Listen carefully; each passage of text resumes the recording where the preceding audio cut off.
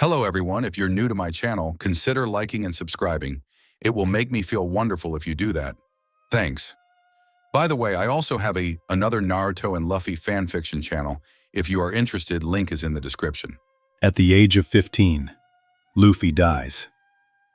Due to an astronomical chance, a higher dimensional being and an individual from another universe, he gets a new life, infused with memories of a vastly different version of himself. Follow a self-aware Luffy as he navigates his messed-up world, armed with new knowledge, and tries his hardest to make everyone around him as joyful as possible. Adios. Chapter 7 Kuja, Part 3. And what do you want me to do about it? Luffy deadpanned as he sat in the doctor's office with Leah. I don't know, your usual Luffy magic? Somehow make things right, Leah pleaded. Luffy sighed looking at Leah and pondered over her problem. It had been 3 days since they left Calliope Island, and after checking up on Hancock and Sonia the morning after they confessed to Leah and making sure they were okay, he had spent the next 2 days asleep.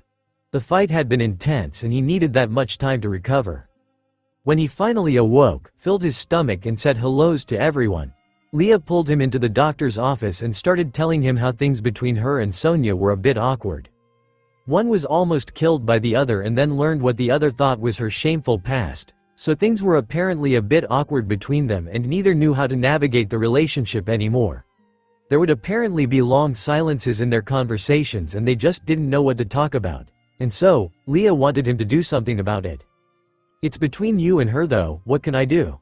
Come on, you and Sonia seem to be completely fine, Leah protested. How is that possible? Unlike me, you guys actually fought and you were almost battered to death. I don't know, we talk with our fists I guess. You can do that too? That's not a solution. Leah snapped. Okay, calm down, Luffy sighed. Get drunk. Alcohol usually loosens the tension. Yeah, but we'll have to drink a lot. And what's the reason for us drinking? I'll just throw a party, that's not a problem. Yeah, you're capable of that. Okay, what do I talk about with her then? What are you, a child? Figure it out yourself. Come on Luffy. Help me, Leah whined, shaking him. Even though she didn't want to be labeled as one, she was definitely acting like a spoiled little sister. Fine, Luffy relented and thought of how he could help her out. He wanted to do something which would be fun for him too and suddenly got a glint in his eyes as a certain comedy duo popped up in his mind. Let's put on a show, you and me. Wait, why? I'm having issues talking with her, not you. Don't worry. After we do the show, you and Sonia can later do it too. That should give you guys something to do together. I guess that works. What kind of show though? Leah, Luffy grinned. Let me introduce you to one of the greatest comedy sketches of all time, Abbott and Costello's genius work. Who's on first? Oh. The women didn't get it at first as they watched Luffy and Leah arguing over something on deck after they explained what baseball was to them.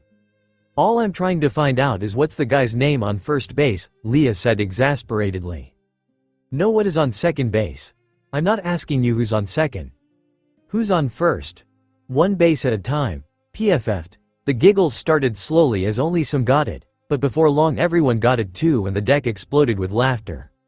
What's the guy's name in left field? No, what is on second? I'm not asking you who's on second. Who's on first? I don't know. Third base. All the women chorused together, guffawing. The Kuja pirates had an almost non-existent relationship with Luffy. After the fight the first day, they virtually had no contact with him and only saw him sometimes when he was sitting on top of the sea serpents. Sonia herself had let him stay on the ship and they could understand to a certain degree why he was left alive as they themselves admired his fighting resolve, but that was it. Some were curious as to what kind of classes he gave, so had attended his sessions, but it was only a small number. Only after they came back from the island and Luffy was summoned to Hancock's room where he had been in for quite some time before walking out with a smile, had they gotten curious about him. Hancock herself talked to him and didn't mind his presence, so they were intrigued. And tonight, they stood on deck watching Luffy and Leah performing something on the other ship. Hancock and Sonia were both also standing at the railing and watching them, so they were even more intrigued as to what was happening. The left fielder's name? Why? PFFT.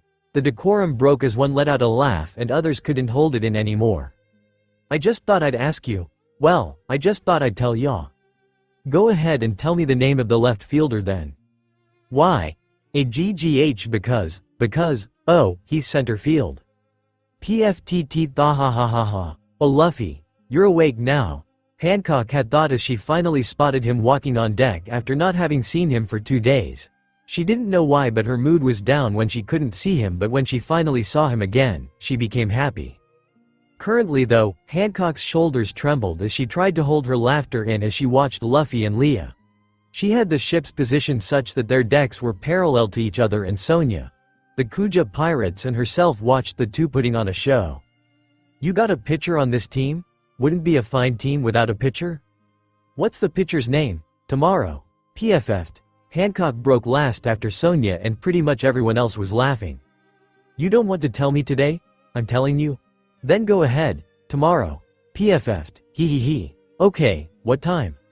What time what? What time tomorrow are you gonna tell me who's pitching? Now listen here, who is not, I'll break your arm if you say who's on first. Kya ha ha ha ha ha ha. Grand line, paradise, deep undersea. I throw the ball to first base, somebody's gotta get the ball, now who's got it? Naturally. Who? Naturally. Car. A very low grating sound like two rocks being rubbed against each other reverberated across the deep undersea cavern where the fairy-like figure was laughing.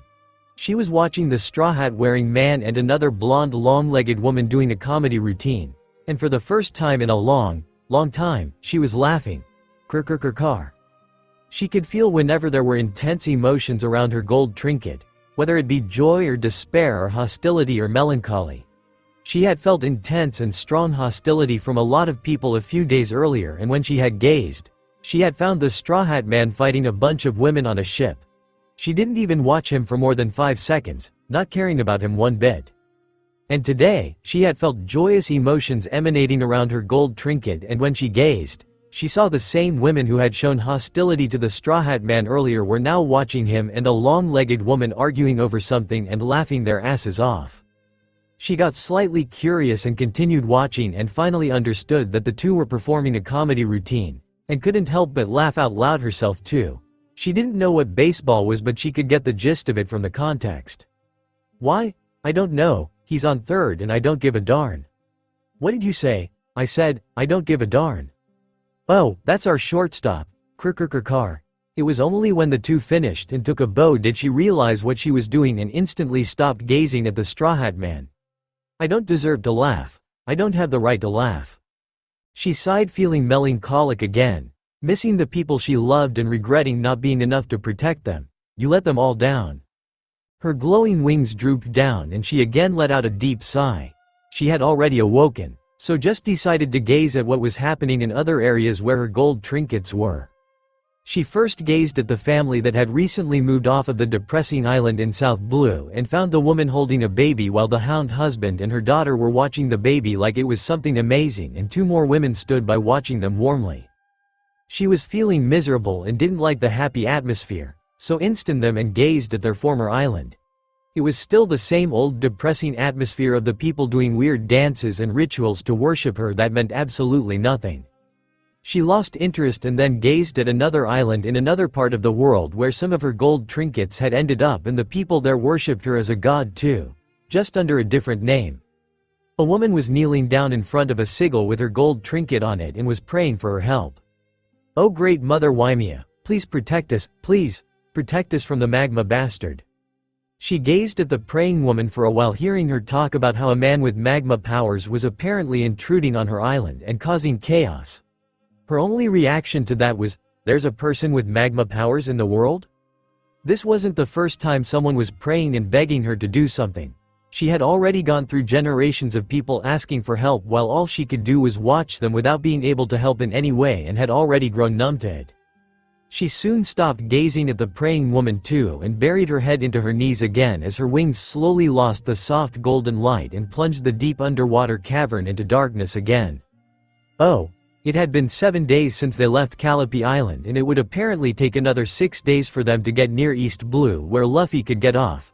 The first 3 days were spent sleeping, and the next 4 days, he fell into a routine of trying to unlock the voice, getting some armament hockey lessons from Sonia and Leah, trying out new voices by modifying his larynx and just enjoying his time on the ship. After he and Leah had performed the sketch, he had followed it up by throwing a party and everyone had joined in. Sonia and Leah actually bonded too, and as Luffy suggested, the two began rehearsing the sketch themselves, which gave them something to talk about and broke all the awkward atmosphere they had between them. It would take some time, but they would become closer than ever before.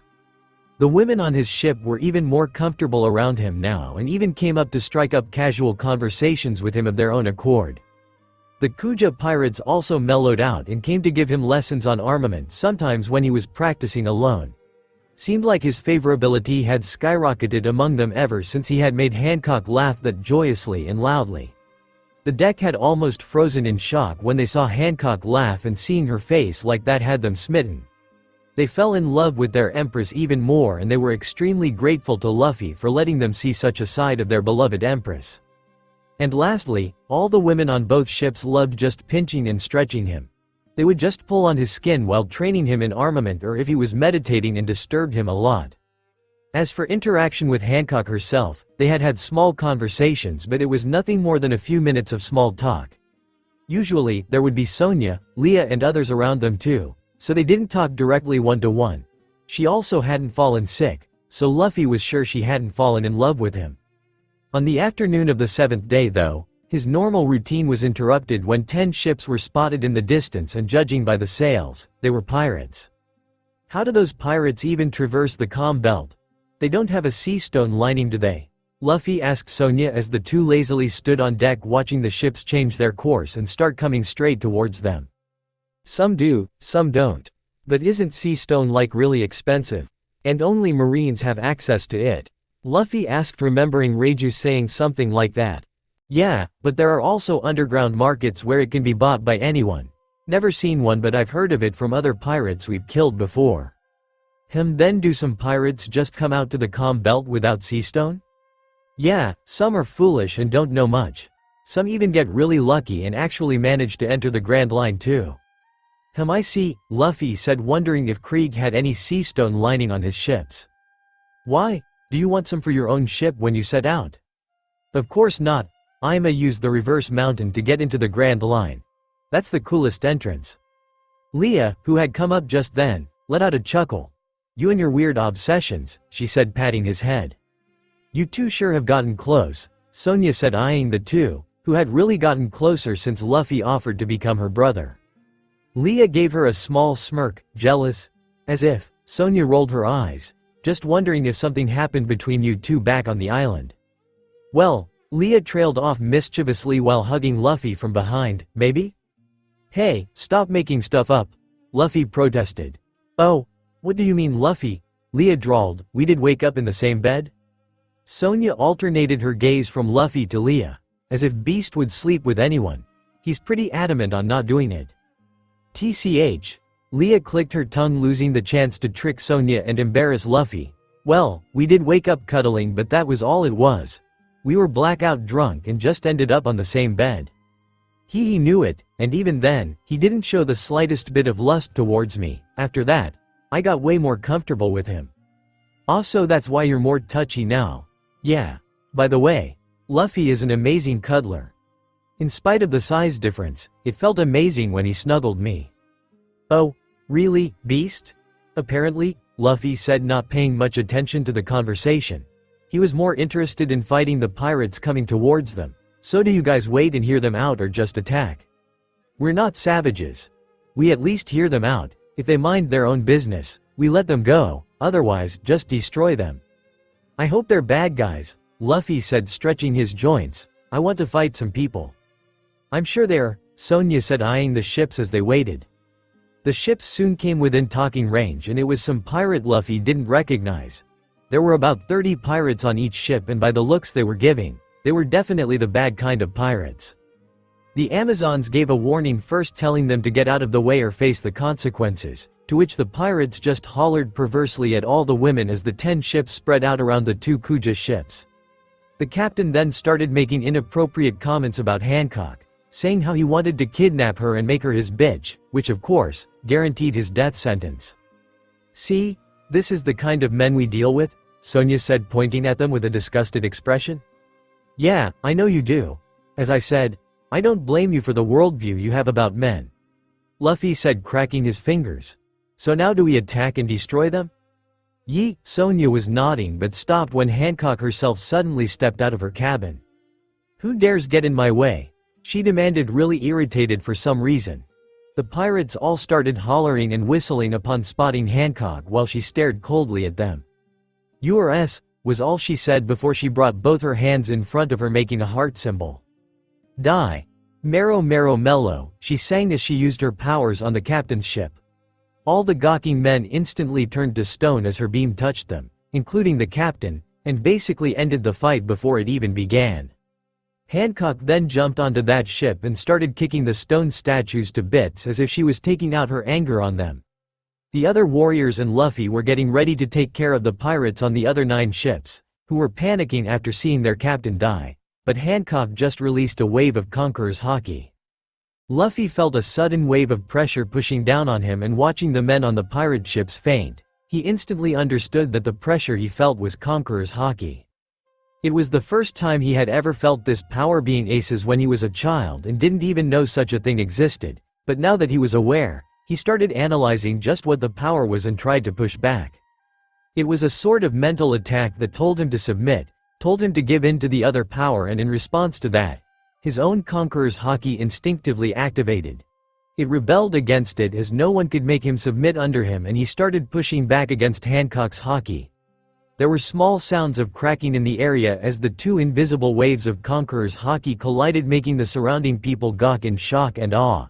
At least the ones who were still conscious. Luffy had forgotten everything else as he focused on latching onto the feeling of how he activated his conquerors. He felt Hancock's Haki increase in pressure, and when he felt himself losing, he instinctively pushed back further, increasing his own pressure. He kept analyzing as he let out his Haki, and after a few seconds, finally understood how he activated it. It was like an organ or sense that he hadn't noticed until then, through which he could unleash Conqueror's Haki, and his lips twitched upwards as he finally grasped how to activate his conquerors on command. It was only then that he paid attention to other things, and his mind finally registered the 2 dark, mesmerizing eyes he was looking directly into.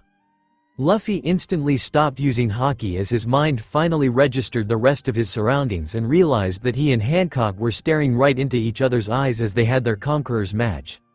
All the men on the multiple pirate ships had fainted, while a majority of the women on Luffy's ship had collapsed, foaming at the mouth, but the ones on Hancock's ship were all standing gawking with bewildered awe, as they alternated their gazes between Hancock and Luffy.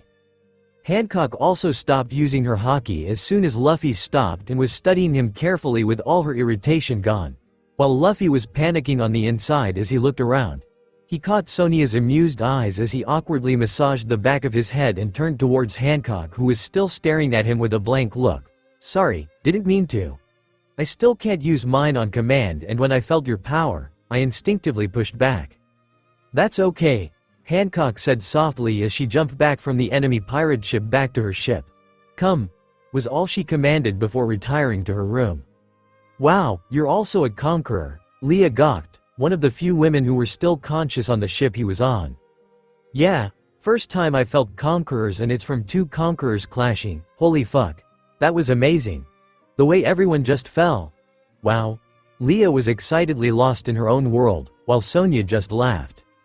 "Sister called for you in case you didn't notice," Sonia reminded him as she and Leah got to taking care of all the fainted women. Yeah, I'm going," Luffy said as he jumped to the other ship and went towards her room, while all the Kuja pirates stared at him in awe. There was a sort of reverence in their eyes he couldn't quite understand ever since he had made Hancock laugh, and that look only seemed to have intensified even more now as they realized he was a conqueror too. He shrugged, not caring about it much, and entered her room. Oh, Hancock was feeling something she had never felt before for a few days now, and she just couldn't understand what it was. She had noticed the night she had fought Luffy that she felt bad when she hurt him, but she had just dismissed it as her feeling guilty for hurting someone who was similar to Fisher Tiger. After he chose Leah over his own self-interest, that feeling of something intensified, and she was readily willing to share all her secrets with him. And when she did, seeing his reaction and hearing him talk had made her extremely relaxed and happy. His views on things were a bit too optimistic, sure, But she also understood that he wasn't naive either and had the qualities of a ruler too. And then at the end of the conversation, he had dropped a bombshell on her by claiming that he will change the world for her, in her mind. "He's professing his love to me," she exclaimed, internally coming to the wrong conclusion. She couldn't be blamed for coming to that conclusion, though, as many men had done the same previously too. Mostly they were disgusting pieces of shit who just straight up demanded that she become their woman. But there were a few who said they would do something for her to earn her love, and thus, she equated Luffy's words to a confession. All were the same in her eyes though, and she would turn everyone to stone, with the sole exception of Luffy. She should have been irritated just like all the other times, but Luffy's confession, in her mind, didn't leave her disgusted or irritated, but rather her body heated up with excitement. She didn't know what she was feeling, but it made her really happy, so didn't question it much. She was as childish as one could be regarding things like dating, and unlike in the story, she didn't have Elder Nyan to tell her what she was feeling. So poor Hancock couldn't even assign a name to the feelings she had. After that day, and they confessed to Leah too, he had come to see if she was okay in the morning, which only had her heart jumping for joy more. Unfortunately though, he apparently went to sleep and she didn't see him for 2 whole and unnaturally long days, during which she kept thinking about him. When he finally did wake up and she saw him walking on deck, she became joyous again and went to talk to him. But so did Sonia, Leah and a bunch of other women, and she so wasn't able to talk much with him one-on-one. And then he had spent the whole day with Leah discussing something, which left her dissatisfied and irritated, especially at Leah for some reason. And she only learned at night that they were rehearsing a comedy sketch. It was hilarious though, so she got over her irritation soon. Days passed by with her only getting chances to make small talk with him, which wasn't enough for her. She wanted to summon him to her room, but she didn't have any reason to, and she was also worried about what she could discuss with him. He mainly spent his time sitting on the sea serpents, where he apparently meditated, and also trained his armament when he wasn't meditating. When she first saw him trying to train armament, she was about to go to him, but Sonia and a few other warriors beat her to it and she missed her chance. She could also hear him during meal times, as it was always noisy on the other ship. It seemed like Luffy livened up the place by telling stories, jokes, and even sang a few songs. She had asked Sonia to call her during such times, and she had listened to him from inside her room. During one such time, her body heated up again when she realized he was singing a love song. "He's serenading me." She had finally decided she would call him out and talk to him on the 7th day, but some random pirates showed up. She was already irritated for not getting a chance to talk with him for so many days, which only grew when she saw the pirates. She sighed, peeking at Luffy longingly, who was cracking his fingers and getting ready to fight.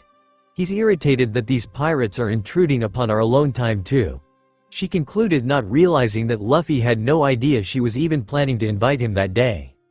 She was about to excitedly go to him and ask if they could team up, but she saw Sonia and Leah coming up to him and talking with him.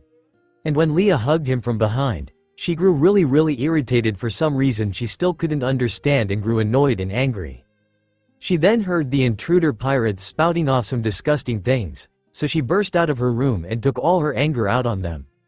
When she released her conquerors to finish them all off, she felt Luffy unleashing his own too, and she stared into his eyes. Her irritation melted away and everything was right with the world again. She could see him staring right at her as if telling her to control his haki, so she guided him by slowly increasing her own pressure, and she could feel him increasing his own in response. He then smiled at her and her world became pink. After he stopped and apologized, she finally had something to talk about with him, so invited him and waited for him in her room excitedly. She thought she could teach him a bit of how to control his conquerors and thus spend time with him. Luffy walked in, closing the door behind him, and saw she was sitting on the throne, fully clothed thankfully. "Look, I'm sorry, but I really did do it, Unko," he began as he walked towards her, but he was cut off. "Yes, I know. I could feel that you were inexperienced," Hancock said with a smile. "You were only releasing your conquerors in response to mine. I even raised mine and felt an increase in yours. That was actually impressive and quick adaptation." "Oh," Luffy leaned in closer as he sat down across from her, interested as she was actually giving him pointers. "Thanks. I think I just learned how to activate it on command too." "I see. Would you like to practice with me, really?" "Yes. I do not mind helping you a bit." Luffy vibrated with excitement as he got a way to learn more about haki. "That would be great. Thanks. Alright. I will unleash my conquerors and you try it too, Hancock said as she released a wave of conquerors. Luffy activated his own and then Hancock began guiding him by increasing and decreasing the pressure. He had a hard time varying it and took some time to do it correctly while Hancock guided him patiently. After he got the hang of varying it, Hancock kept increasing the pressure to see how much he himself could increase his own in response. Okay, I think this is your limit as of now, Hancock said as he finally hit a cap point. You need to train to increase it more. Do not be disappointed. This much is actually quite amazing for someone who has just learned to activate it on command. Thanks, but let's try it one more time. Very well. They then spent almost an hour with Luffy trying to get total control over releasing it instantly, and by the end, he was mentally tired and collapsed on his back. It is very impressive how fast you can learn this, Hancock said, really impressed. It took me longer to learn to release it on command. Did Rayleigh teach you? Luffy asked conversationally. You know him? Yeah, Sonia told Leah and me a bit about how you guys escaped and came back to Amazon Lily. Ah, I see. Well, he did train me just a bit. I was mostly trained by the previous generation of Kuja warriors, but I spent a bit of time with Rayleigh on Sabaody Archipelago, so he trained me in Conquerors for a bit. I see. He's so cool, huh? Luffy excitedly said, thinking about his future teacher. Yes, he is the one other man besides Fisher Tiger I am indebted to. He is also the husband of a former empress, so I am comfortable around him. Wait, what? He's married to the former empress. A former empress. She was called Shikayaku, who was the empress of Amazon Lily and also the captain of the Kuja pirates 2 generations ago. Shaki is a former empress. Luffy said, surprised, not remembering if this was ever mentioned in the story. Wait, you know Shaki too? I know of her. She runs the bar at Sabaody, right? That's correct. When he thought about it for a second more, it made so much sense actually. The sisters finding Gloriosa there. Rayleigh having a good relationship with the sisters and the Kuja. It was glaringly obvious now that he knew about it. Oda, you glorious bastard. Anyway, let's continue, Luffy said as he sat up straight and Hancock nodded as they continued training. They kept taking breaks from time to time and filled the time with talking about random topics like before. Hancock asked what kind of stories and jokes he told to make the ship so noisy during mealtimes, and Luffy spent some time telling her all sorts of stories. I've also heard you singing in different voices? You are a ventriloquist too? Kinda. My body's rubber, so I can modify my vocal cords to sound like different people, he said, tuning his voice as he talked. That's a smart way to use your devil fruit, Hancock nodded approvingly. She, yeah, it's so fun to talk in different voices. That sounds like Sonia. She, yep. I practiced her voice to freak her out, Luffy said, still in Sonia's voice. Ah, your so-called prank war with Sonia.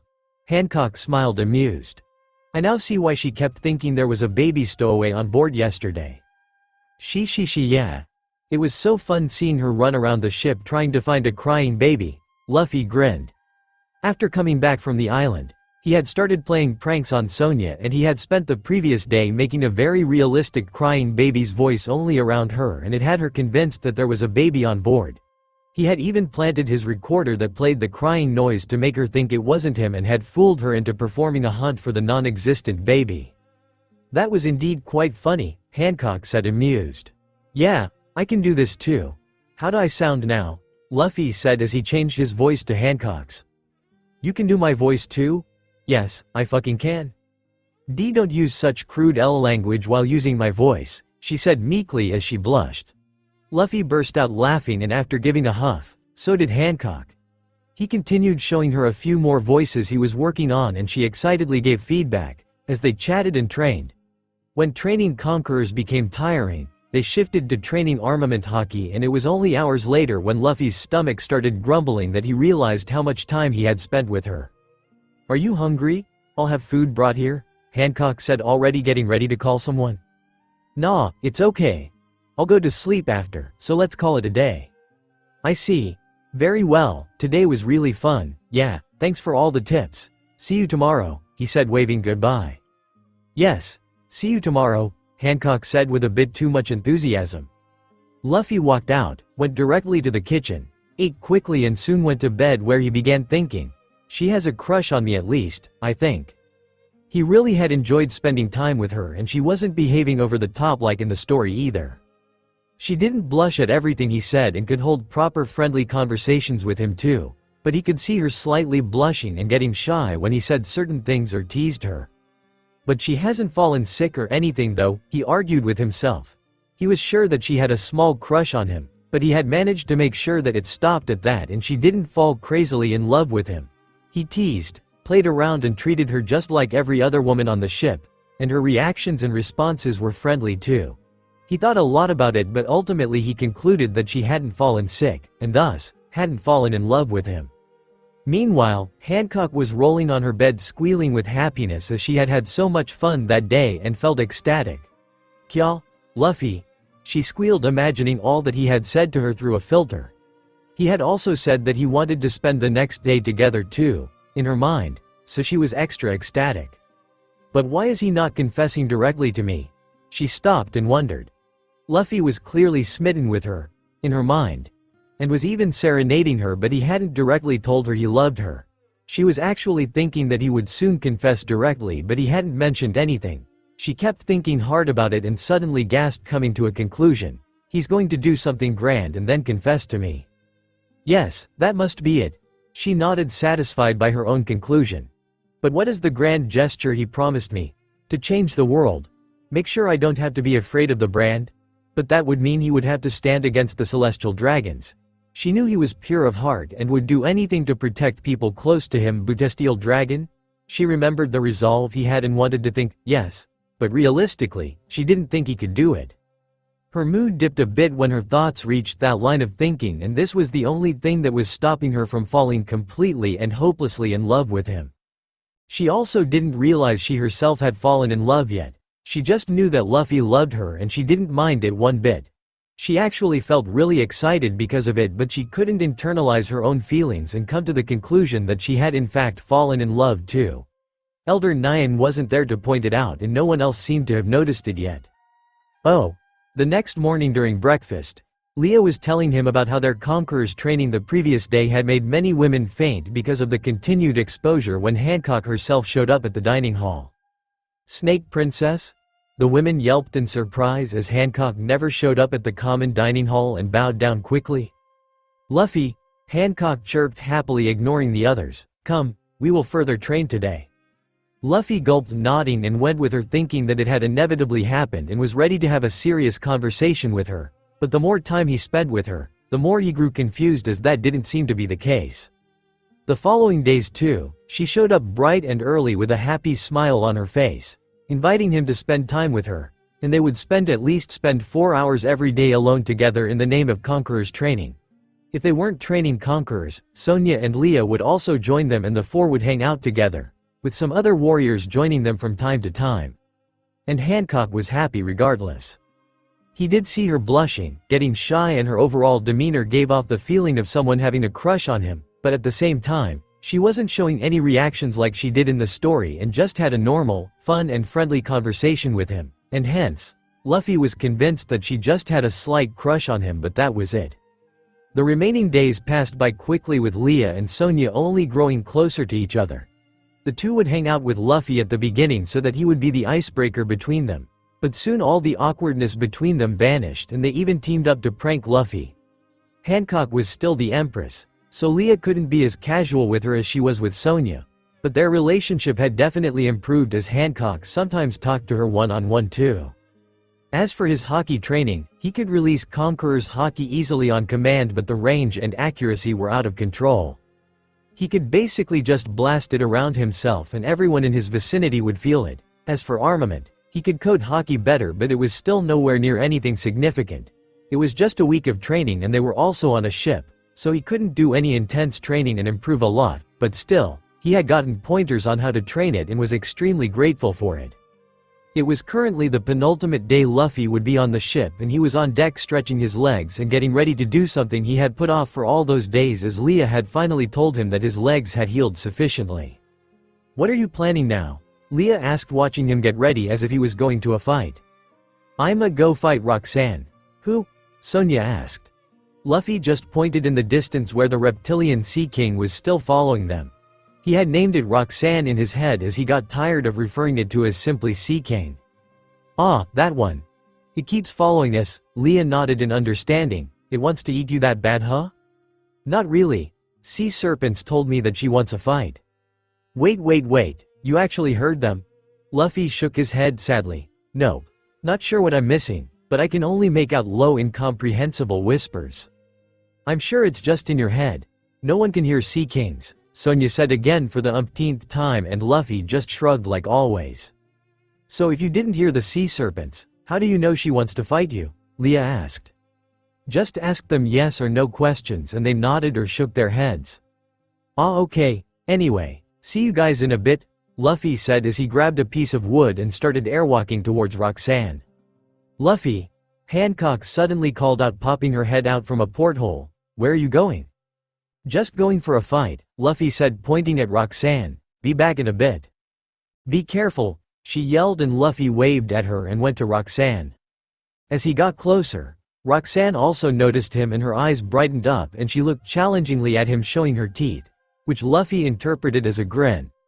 Luffy airwalked right up to her and threw the piece of wood on the sea right in front of her before softly landing on it. Yo, he waved with a smile. Roxanne also nodded in greeting. So you understand human speech, right? Roxanne nodded. Okay, good. How and all, we'll talk later. You want to fight, right? So let's fight. If you win, you can eat me. If I win, I want to talk to you a bit. Agreed? She exhaled loudly through her nose, which Luffy could only think of as a scoff, before nodding her head. Great, Luffy said as he started airwalking again and reached her eye level. He picked out a coin from his pocket and showed it to her. Fight starts when this touches the surface of the water, he said as he threw the coin up. Both stared into each other's eyes, and as soon as the coin fell into the sea, Luffy activated Gear 2 and jumped higher, while Roxanne's tail came up intent on whipping him.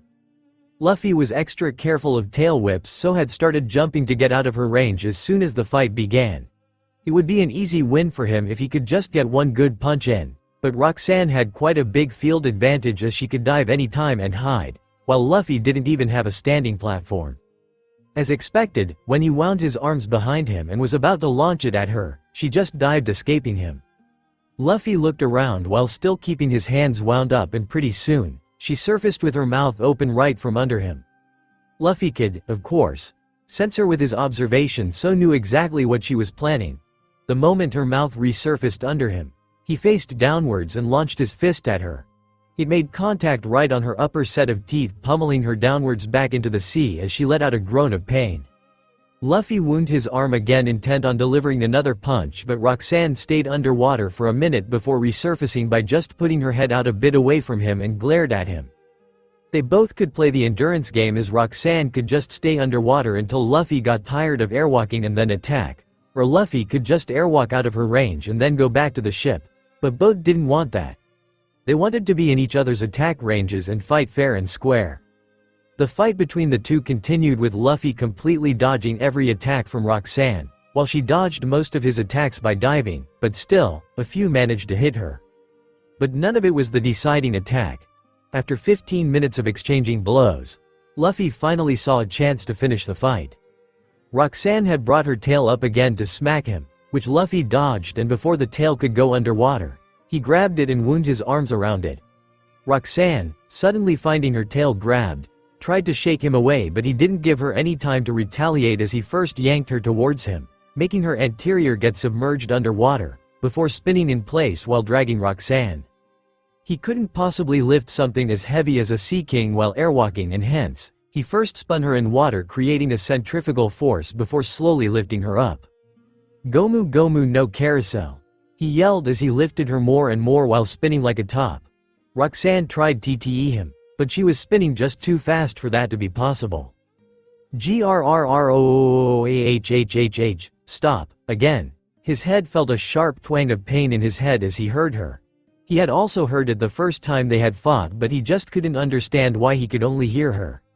That was one of the main reasons he wanted to talk to her and knew he would have his answers soon. He soon let go of her while angling her towards the sky, and she got flung upwards into the air as she roared in fear and apprehension.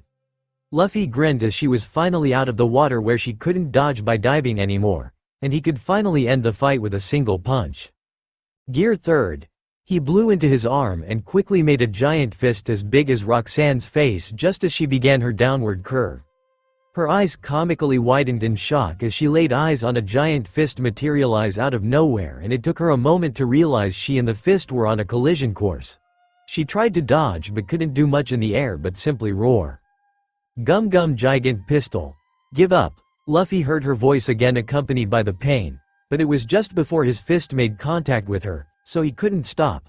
Roxanne had closed her eyes accepting defeat already, and when the fist made contact, she got flung higher up and she felt her mind almost black out because of the pain. She did another upward curve before unceremoniously dropping back into the sea. Luffy airwalked, still with his giant fist, towards the small piece of wood he had thrown at the beginning and carefully hovered over it before deflating in a controlled manner. It was hard to keep himself in place while he blew out, but he controlled the rate and finally fell on the piece of wood in his shrunken form, panting hard.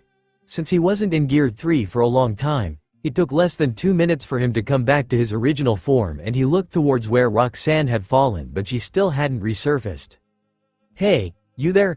he yelled when he didn't sense anything underwater. Had he hit her too hard? He just sat there waiting for a while, and after a few minutes, he finally sensed her swimming up.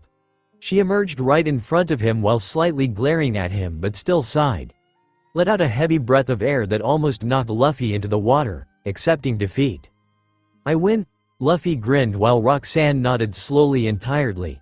Luffy tried to hear her but couldn't, and the two just stared at each other for a while. Luffy tried to hear her and Roxanne wondered what the human was doing. Why isn't it working?" Luffy tilted his head confused. It had never worked with the sea serpents, but he could hear some words from Roxanne for some reason. He had thought about it a lot, and the only reason he could come up with was that Roxanne had felt strong emotions towards him while the sea serpents just talked with each other in a calm environment. The first time he had heard her, he had just punched her and she had felt angry at him for that. Even during the current fight, he could hear only when she probably felt strong emotions. "Hey, I just wanted to test some things. I can hear you sometimes, but only when you seem to be angry." Roxanne tilted her head, now more confused, but Luffy didn't hear her say anything. "I know Sea Kings communicate telepathically, so are you saying something right now?" She nodded, but he still couldn't hear anything. "And when I was spinning you, I heard, stop, and when in the air I heard you say, give up. You did say those things, right?" Her eyes widened with shock. "Hear me? Heard you just now too. You just said, hear me?" His head still hurt whenever he heard words, but it became tolerable as time went on. Roxanne's already widened eyes widened even further and her mouth hung open. "Joy Boy? Joy Boy?" Luffy repeated what he heard, and Roxanne just lost herself as she started trembling and moving around as if unable to control her excitement while eyeing Luffy with a sort of reverence. "Okay, wait. Luffy hastily stopped her, having flashbacks to the time another Sea King had done the same thing before swatting him away, and she instantly obeyed, coming right up to him while staring at him with wide eyes. "You've obviously jumped to some conclusions about Joy Boy," he said, and she shivered with excitement when he even muttered that word. Wait. Listen first, you think I'm Joy Boy?" She nodded enthusiastically. "Okay, wait and hear me out first. Please don't punt me away," he pleaded, and she seemed to be confused but nodded anyway. "Okay. I'm not sure if I am Joy Boy though.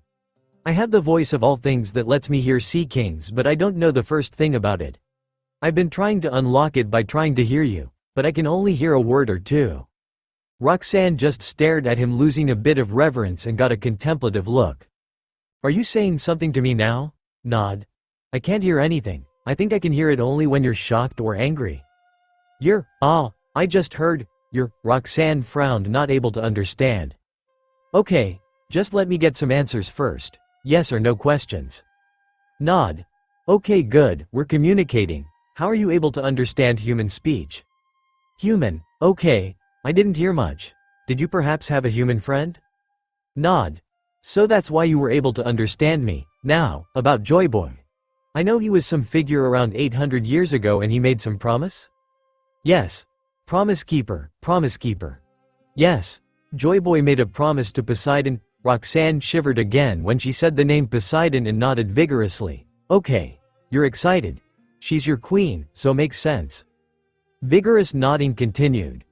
Okay, and Joy Boy has a promise to fulfill to her and the Sea Kings? Nod. Okay, good. Why do you think I'm Joy Boy though? Here, because I can hear you. Nod. Okay, I can hear you because of a power called Voice of All Things. Does Joy Boy also supposed to have this? She didn't do anything, so he interpreted it as her not knowing what he was talking about. There are others who could hear Sea Kings too though.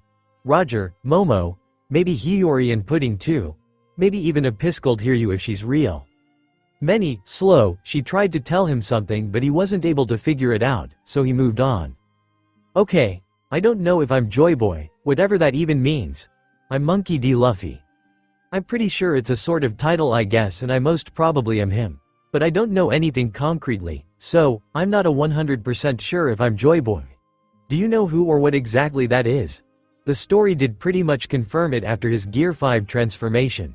But Oda could have easily thrown a curveball at the end, so he didn't want to say something about what he himself didn't know for sure. A shake. You don't? Then why do you see me with reverence? Queen, fulfill promise. Yeah, Joy Boy is supposed to fulfill some promise to Poseidon. What's the promise? A shake. You don't know? Older. The older Sea Kings know? Nod. Ooh, so Roxanne is still a child and has heard stories from the older ones. That would explain why she's so excitable, he concluded. In the story, the Sea Kings at Fishman Island were curious about him possibly hearing them, but they didn't have any intense reaction like Roxanne was showing. But it made sense if Roxanne was just a child who was told stories of Joy Boy and thus, was so excitable. Okay, so the older ones tell you that Joy Boy is supposed to fulfill some sort of promise, and is also able to speak to Sea Kings? Ask, Sage. What's a sage? The oldest? Oldest? One of the oldest Sea Kings? Nod. Huh, so do you guys have a council of some sort that decides things for the species as a whole? She just stared at him seemingly saying something but he couldn't hear. You don't have a council? She tilted her head, probably not able to understand the question. Okay, forget that. Nod. Ask, about, HMMRs about all this? Nod. Nah, it's okay. I still haven't figured out this power of mine, and even if I am Joy Boy and have to fulfill some promise, it'll only happen after I awaken my fruit, which is still a bit into the future. Nod. See, so until then and I learn what Joy Boy exactly is and what the promise is, I'm not sure what will happen, so don't do spreading around this fact that I'm somehow Joy Boy. Nod. Command, 2, attention, use smaller sentences, I'm only hearing random words. Won't tell, she, thanks, nod. So, do you guys take orders from an older Sea King? Oldest, years, him didn't get you. Are all Sea Kings independent? Or are you all one species that band together? Independent, right. So, how come all of you obey Poseidon? Queen, because she's your queen. Nod. I guess that makes sense in a way. Have you met her? The current Poseidon? Shake. Born, yeah, she's already born. She commanded a few Sea Kings during her childhood if I remember correctly. Nod. Heard, you've heard from others. Nod. When, meet, promise. When will I meet her? And fulfill my promise? She nodded with a shine in her eyes. Well, I'll meet her around 2 to 3 years from now. As for the promise, I don't know what it is, so I'm not sure. But whatever it is, it'll be soon. Enthusiastic nod. Wait, she okay. Still not able to understand you completely. Tell you what, I'll get better at controlling this power and then we can talk again? Enthusiastic nod. I'll be leaving the calm belt tomorrow, but I will be stopping by here just before I head to the Grand Line through Reverse Mountain in about 2 to 3 months. He said, not being sure how long it would take for his East Blue adventure. Travel times were rarely mentioned, so he had no idea. If you're around the area, then we can meet again? Nod. Okay, good. For now, some more yes or no questions if you don't mind. Nod. Luffy wanted to learn about Roxanne a bit too and also Sea Kings in general as their existence was something that was never explored much in the story. Through lots of trials and errors, he found out that Roxanne was a really young Sea King of around 100 years old. A majority of them are born in the calm belt and usually leave it when they reach around 120 years old. So Roxanne was like the oldest kid around. They didn't have names either, but she accepted the name Luffy had given her quite happily. Sea kings weren't like a single species either, so they didn't have any sort of bond as a species like humans or fishmen. It was pretty much every sea king for themselves kind of thing where the strongest survived. The calm belt seemed to be neutral ground as it was a nursery almost, but anywhere else, they were on their own. Of course, some banded together as friends, but that was up to the individual sea kings. He also found that Roxanne had a human friend when she was very young and thus, she understood human speech. They had already died around 50 years ago though. Responses to some questions like, who exactly Joy Boy was 8 centuries ago? Or, how the world was 8 centuries ago during the Void Century, seemed to be very long and he couldn't hear and comprehend much of what she was saying. He also told her about how a sea king he had talked to earlier had gotten angry at him for mentioning the name, Joy Boy, and asked if she knew the reason. She did say something, but he wasn't able to understand it.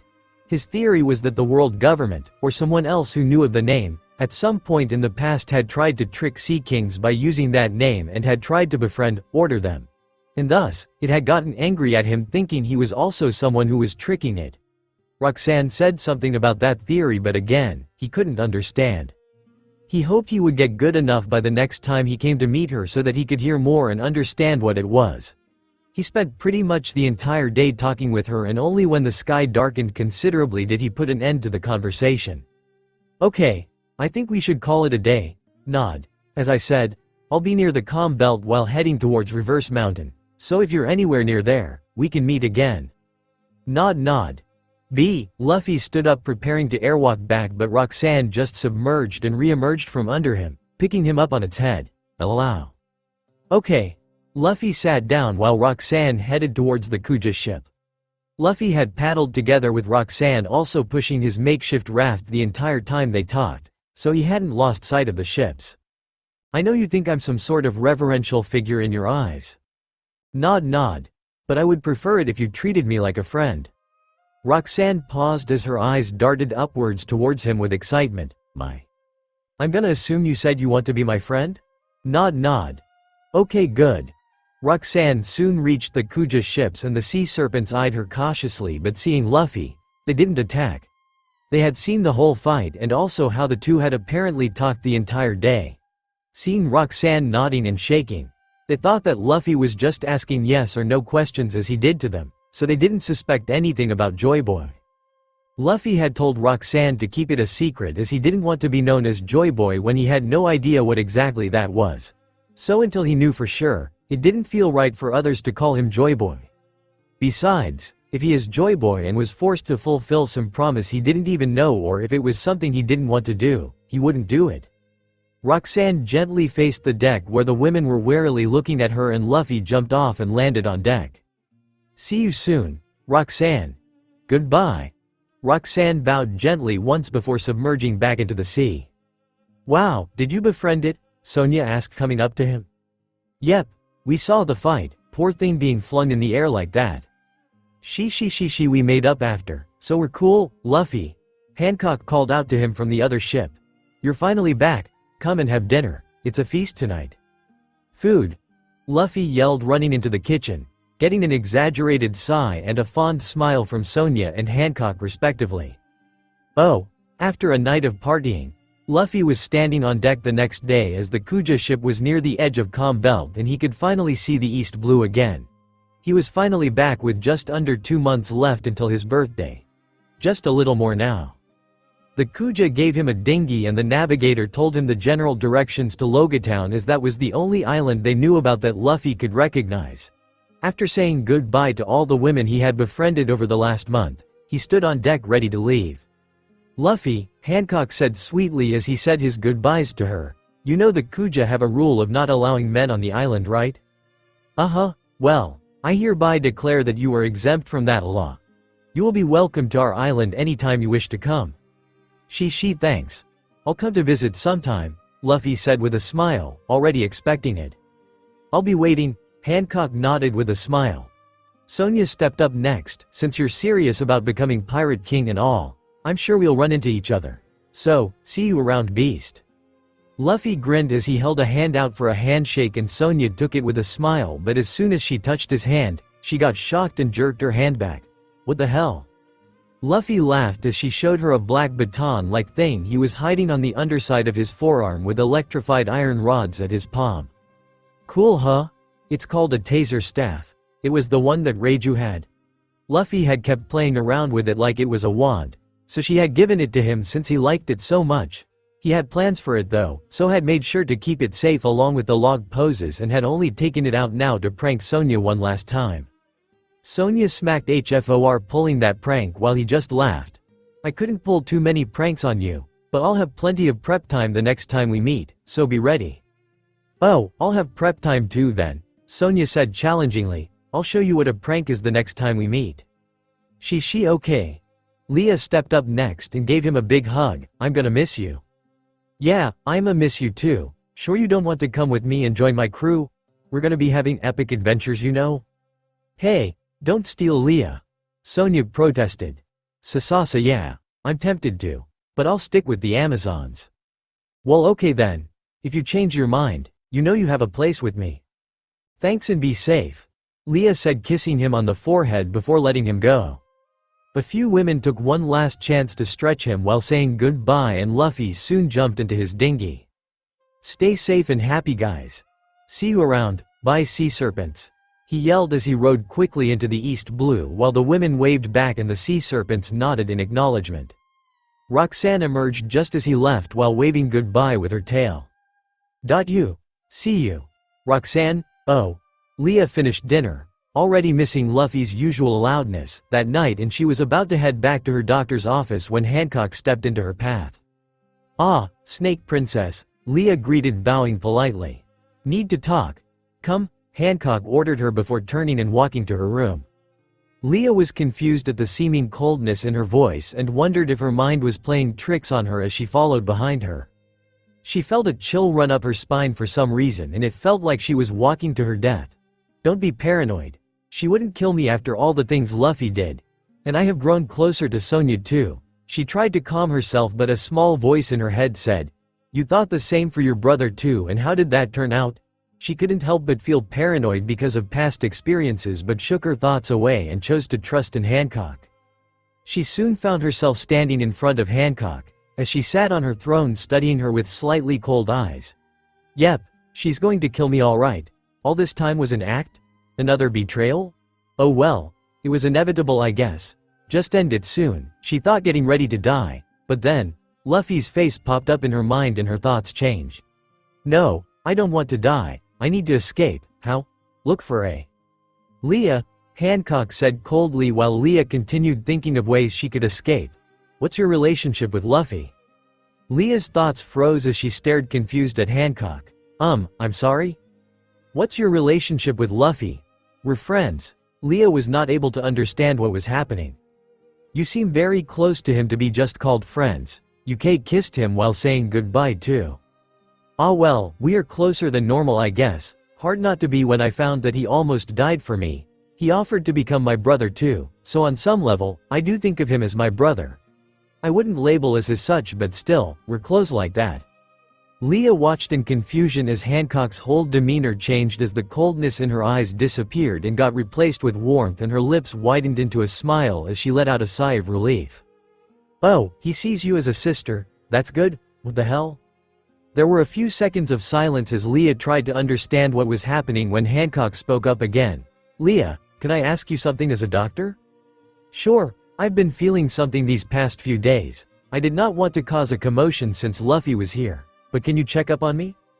Leah instantly went into doctor mode, putting everything else at the back of her mind, and started asking about her symptoms.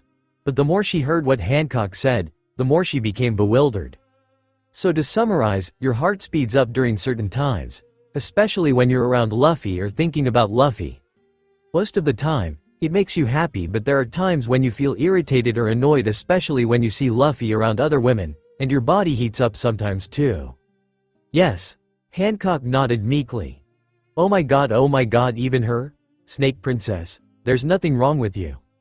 Are you sure? I've never felt like this before. Yes, I'm sure. You have a crush on Luffy. She wasn't the only one. There were many women on board who had a small crush on him too, but that was all it was. He was the first man they had seen and he had a magnetic personality too. So of course they developed a small crush, but seeing him treating everyone the same, they quickly got over it and just enjoyed being with him as a friend. She was shocked to hear Hancock had also developed a small crush, but she didn't think it was anything major. She was sure Hancock would also quickly get over it, but she watched in fascination as Hancock's cheeks reddened up, her lips curled upwards and she started squirming in her chair. What?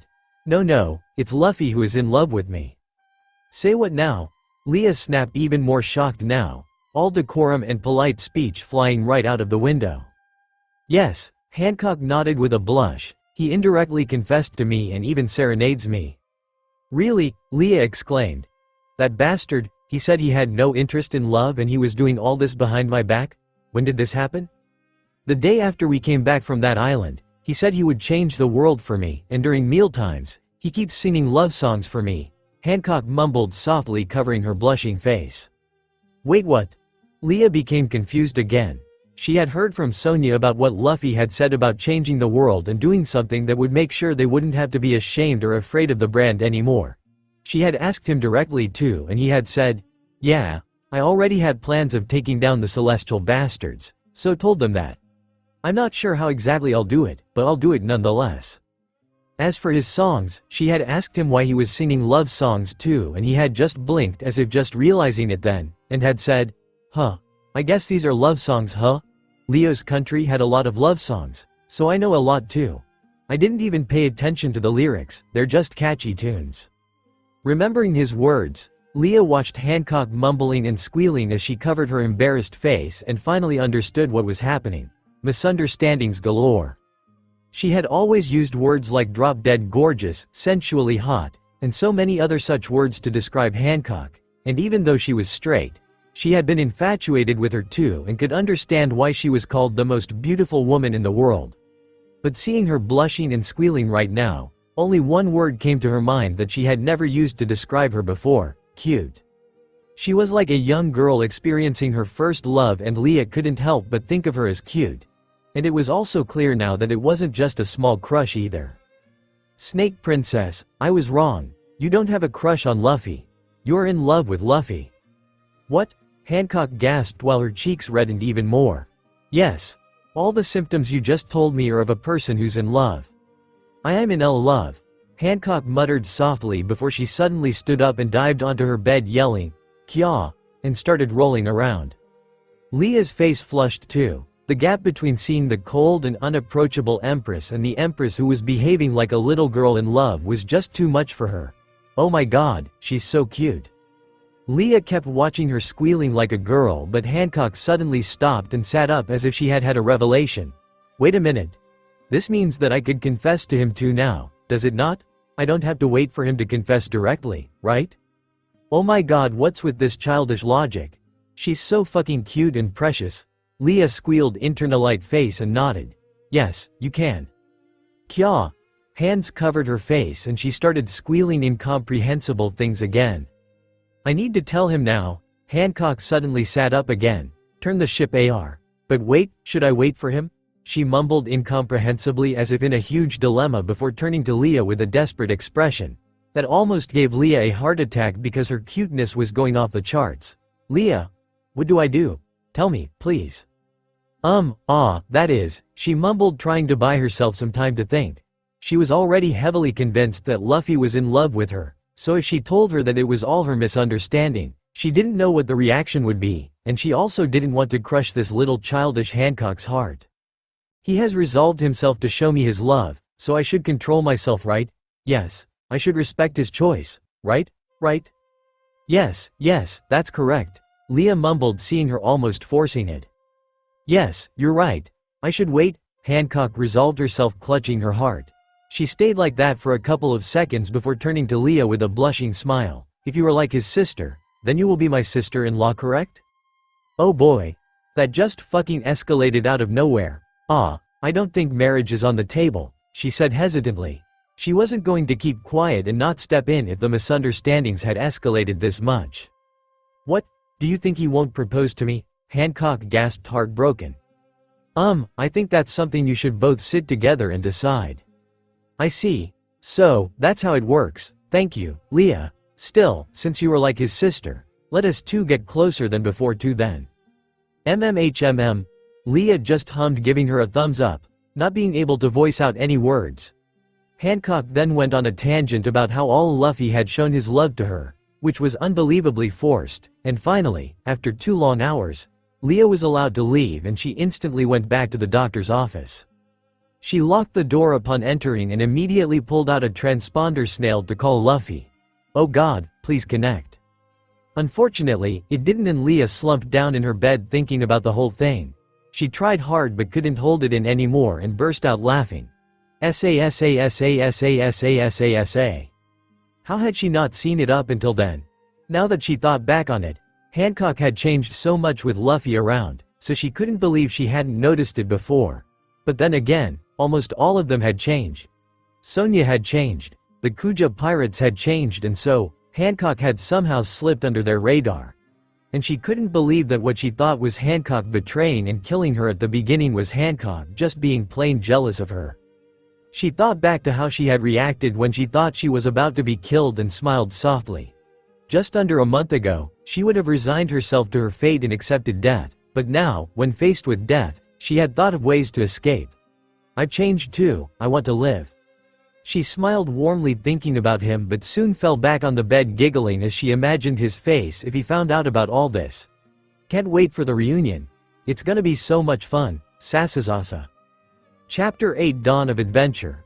Logia Town. Luffy cheered as he finally docked on the shores of said East Blue Island. He had rowed for 3 days in the direction the Kuja navigator had given him, and just when he began thinking that he had veered off course again, he thankfully spotted a cruise ship which was heading to Logia Town and thus, followed it to reach his destination without any detours. He wanted to run around, wanting to see the execution platform and take in all the sights of the place which began the age of pirates, but he controlled himself as he first had to find a way home. He spent a couple of hours at the port going to cruise, cargo and other ships, and asking them if they had Dawn Island as one of their stops, and if so, how long it would take for them to get there. Fortunately, there was a cruise ship with Goa Kingdom as one of its stops, but unfortunately, it would take around a month for it to get there. He still had just under 2 months left so he could make it comfortably, but spending that much time on a cruise ship just felt wasteful.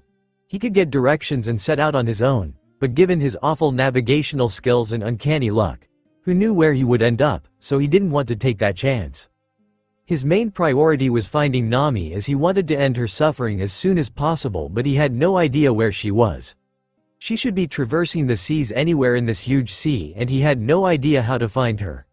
The others were fine where they were, so he wasn't worried about them much and hence, chose to go home first, and after letting Makino and the others know that he was alive, set out to search for her. He looked around a bit more, but when he didn't find any other ship going to Goa within 2 months, he bought a ticket for the cruise ship which was departing in about 6 hours at night. Thus, he had an evening to kill and so, began exploring the town of the beginning and the end.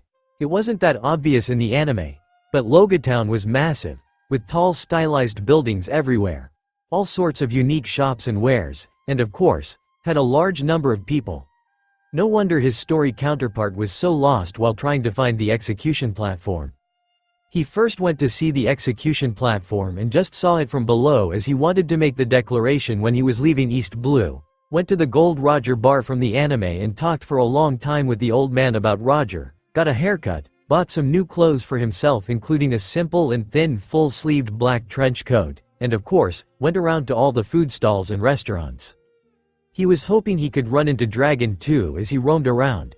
It wasn't clear if he came to Logia Town by coincidence or to specifically see Luffy off after seeing his bounty, but he still searched for him or any sign of the Revolutionary Army, but couldn't find anything. When the time came for him to leave, he went to the port, got on his ship and was finally on his way home, happy that nothing had happened on the island that would delay him. But alas, just an hour into the month-long journey, a pirate ship showed up to raid the cruise ship, causing Luffy to grow annoyed. Stop fucking with me. Fate. I love that you keep pushing into all sorts of ridiculous scenarios, but please, just let me get home first. Predictably, everyone on the cruise ship started panicking, screaming their heads off about how they were all going to die and started running around the ship looking for a way off. The captain of the cruise ship tried to calm the passengers down, saying that he had already called the Marines and they would be there any moment, but the passengers couldn't calm down. Luffy was standing on the deck staring at all the chaos with an impassive look on his face, getting annoyed at the world which just didn't allow him to go home. He watched in growing irritation as the pirate ship came parallel to them and pirates started swinging onto the cruise ship. The pirate ship was in very bad shape too, probably because of some storm. Great, they'll want this ship, Luffy thought, irritated. Just as the pirates began rounding people up and demanding jewelry, he got a bright idea which made his irritation go away. He excitedly stepped up and got the attention of one of the pirates and asked, "Hey, who's your navigator?" "Oh, he died in the last storm. And thanks for reminding me," he said with a smile as if he wasn't robbing him, and turned to someone saying, "Hey, we should kidnap a navigator here." "Ooh, good idea," the other guy said, and before they could start, they found themselves flying back to their own ship after feeling a very heavy jab in their stomachs. It was Luffy who had kicked them, his irritation back in full force, and he continued kicking and tossing every pirate off the ship. He was hoping they had a navigator who he could nicely ask to escort him home, but when they denied having one, he grew annoyed again and started taking care of them. A big burly man stepped up seeing him and tried to threaten him. "I'm the captain, with a bounty of 4 million. I'm the strongest person on these seas. My nom." "Great," Luffy cut him off, getting tired of hearing his voice, and then kicked him hard right under his chin, sending him flying back to their broken ship with a loud crash. Once their captain was down, the rest started screaming and tried to take hostages, but before the thought had even processed in their minds, they found themselves being thrown back to their own broken ship, while the passengers stared in shock at the display of strength demonstrated by Luffy. After he had thrown the last pirate off the ship, he called out to the cruise ship captain, "Can we please get on with the ride? I need to get home." That brought the captain out of his shocked daze, and he slowly stepped forward respectfully as he was afraid of Luffy's strength. He spoke cautiously, not wanting to offend him by mistake. "First of all, thank you for saving us. I have already called the Marines, so when they get here, I'll explain the situation to them and then we'll be on our way." Luffy let out a deep sigh, cursing the world, but accepted his fate and hoped the Marines would come soon and they can get back to their journey. He could technically kidnap the navigator of the cruise ship, but he didn't want to do stuff like that. "Fine," Luffy grumbled to the captain before walking away and sitting on the railing. Most of the passengers were scared of him and didn't even attempt to approach him, but a few brave ones did go up to him and thanked him for saving their lives. Around 20 minutes later, a marine ship was finally visible, and Luffy's irritation only increased as he spotted Smoker and Tashigi on the other ship. The two would be an ally of sorts in a few places on the Grand Line, and he even liked them, but currently, he didn't want to deal with them as Smoker would no doubt ask questions on who he was, why he was so strong, and so on. He decided to keep out of the way and let the cruise ship captain explain the situation to Smoker and just hoped he would go away. Unfortunately for him, after Smoker talked to the cruise ship captain, he took one look at him and suddenly started approaching him while examining him carefully. Smoker was huge and pretty much looked like what he did in the anime, with broad shoulders, the 2 perpetual cigars in his mouth, his stoic face that would scare even a grown man, his marine jacket that exposed his upper body, and a jute on his back. "So, you're the one who took care of all the pirates?" Smoker said as he stood in front of the straw hat wearing boy, something at the back of his mind telling him that he somehow knew him, especially when he saw the straw hat. "Yeah," Luffy replied with a tired tone. "Thank you for stepping in and saving the lives of everyone here. What's your name?" "Luffy." Luffy. The nagging feeling at the back of Smoker's mind that he somehow knew him only intensified when he heard the name. He pondered for a few moments before giving up and decided to ask Trail, taking some written accounts from the passengers, and called out to her. Luffy tilted his head, more curious at his reaction now. "Why?" "I don't know. I think I know you from somewhere, but I can't recall, and so I'm calling her. She's book smart." Luffy just hummed, wondering why he would seem familiar to him, while Tashigi soon came up to them.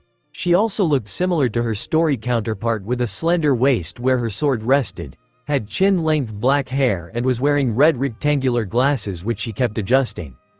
"I feel like I know this boy from somewhere," Smoker began before she could say anything. "His name is Luffy, and that straw hat of his seems familiar. Does it ring any bell?" Toshigi stared at him and pondered while humming with a hand on her chin for a few seconds before gasping and excitedly pointing at Luffy. "It's him, sir. The boy who went missing a couple of years ago. Pretty much every marine base got his description. A boy named Luffy with a scar under his eye and wearing a straw hat." "Ah yes. That's it." Smoker nodded, finally remembering it too. "They had missing reports about me?" Luffy muttered, stunned. "Of course they had. Makino especially would have made sure that the entire East Blue would be looking for me." Luffy realized and started to feel guilt rise up in his chest for not even having considered it. "All the more reason I need to head back home soon," he muttered to himself and then looked at Smoker. "Are you guys done here? I need to head back home as soon as possible." "Not so fast. You're coming with us and giving us an explanation of where you disappeared to." Luffy whined in protest, his irritation rising to new levels. "Oh come on, I just need to go to Dawn Island. Why the hell do I need to go with you?" "Because a report was made with the Marines to search for you and now we've found you. We need to process you, find out what happened and report to the relevant parties that we found you," Smoker explained calmly. "No, I won't come with you." Luffy adamantly stood his ground. He had had enough of the world messing with him and he was going to go to Dawn without any detours no matter what happened. "Makino probably made the report and I'm going directly to her, so there's no reason for me to come with you." "Don't force me to hurt you, kid," Smoker growled, trying to threaten him. "Okay, so I'll just have to beat you up and then be on my way. Fine, let's fight." Seeing that the situation was deteriorating and fully believing that Smoker would curb stomp the boy, Toshigi decided to step in as she didn't want to see a random boy get hurt. Wait, you said you wanted to go to Dawn Island, right?" Getting a nod from him, she continued. "This ship will take around a month to get there. You come with us and if everything is fine, we can let you go today itself, and I know someone who can take you straight to Dawn Island in around 2 weeks tops. What do you say?" "Really? Then sure, I'll come with you," Luffy cheered happily, his mood doing a complete 180. "Finally, something that helps me get home faster." Smoker directed an irritated look towards Toshigi for stepping in but sighed and let it go. They soon tied up all the pirates, with Luffy happily helping them out too, and headed back to Logia Town. A couple of hours later, Luffy was sitting across from Smoker in his office in the Logia Town Marine Base and Toshigi stood beside him as they began the interrogation. "First off, why are you wearing cuffs? Did you escape from some prison?" Smoker started. He had noticed the cuffs under Luffy's sleeves on the way back and was on high alert the entire time because of it. "Oh, these?" Luffy asked, rolling his sleeves up and exposing the cuffs fully. He was wearing the sea stone cuffs as he didn't really need his full strength in this part of the sea and it would serve as training too. He was purposefully wearing the full-sleeved trench coat to hide the cuffs so that people wouldn't see it and freak out thinking he was a prisoner. "These are just bracelets," he said, clipping them off and putting them back on again. Smoker and Toshigi sweat dropped simultaneously, thinking, who the hell makes bracelets which look like cuffs? And why the hell would anyone actually choose to wear it? After an awkward silence, Smoker cleared his throat and continued, "Where did you disappear to? And what did you do for the last 2 years?" "Been to a few places. I was in the Grand Line for a bit and then found myself in South Blue. Took a while to make my way back here." "You were in the Grand Line?" Toshigi asked, shocked. "Yep, how did you end up in the Grand Line?" Smoker asked suspiciously. "Slavers," Luffy flatly stated. That brought a shocked gasp from Toshigi and a look of understanding from Smoker as he slowly nodded. They realized he had been kidnapped and sold as a slave, somehow escaped and was finding his way back home now. There was silence in the room for a few moments before Smoker asked, "How did you escape?" "I was useless to them, so they threw me out. Someone found me and helped me. Then they dropped me off in South Blue. Took me a while to find my way back and now I'm here." "I see," Smoker nodded solemnly and sighed, massaging his temple.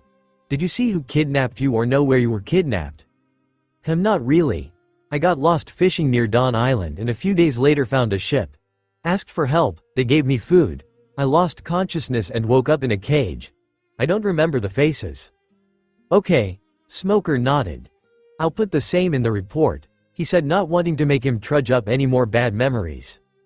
It was just a missing persons case that had gone cold pretty much 6 months after the report was made, as there was no lead, and so, Smoker wasn't really interested in making Luffy delve too deep now that he knew slavers were involved. It was also just a boy who was put through something horrendous, so he let it go. It's late now, so just sleep at a nearby inn. Tashigi, escort him. We'll have someone take you to your island in the morning.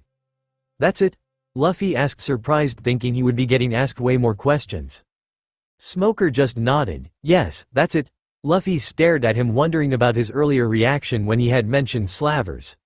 His eyes had dipped to his shoulders for just an instant before he quickly brought it back up again, and it took Luffy a few seconds to realize what that meant. You're not gonna ask to see my back? He suddenly asked, causing Smoker to tense up and do a double take. They had a staring match for a tense few moments before Smoker broke off from the gaze and turned to Tashigi, who was looking at the two of them in confusion. Tashigi, can you get him some? Smoker said and pointedly looked at Luffy, who happily said, chocolate milkshake please. Tashigi just nodded and went out, still looking confused, leaving the two men alone. Okay Luffy. Smoker started, but Luffy cut him off instantly. Can you please call me Straw Hat? Hearing you calling me Luffy just sounds wrong? Alright, Smoker said, a bit confused, but just chalked it up to preference and continued. Do you have a brand on your back? Okay. Never tell that to someone. It's for your own go. Is every Marine told to hunt down slaves with a hoof brand? Luffy interrupted, not even hiding the fact that he had a hoof brand. Smoker gaped at him for a second before leaning back in his chair, sighing deeply, and realized that the boy already knew everything he wanted to warn him about. It also confirmed that he did have the hoof brand to him. Smoker evaluated him for a few seconds before finally breaking the silence. I've only heard rumors about what happens to people with that specific brand. I didn't think it was true.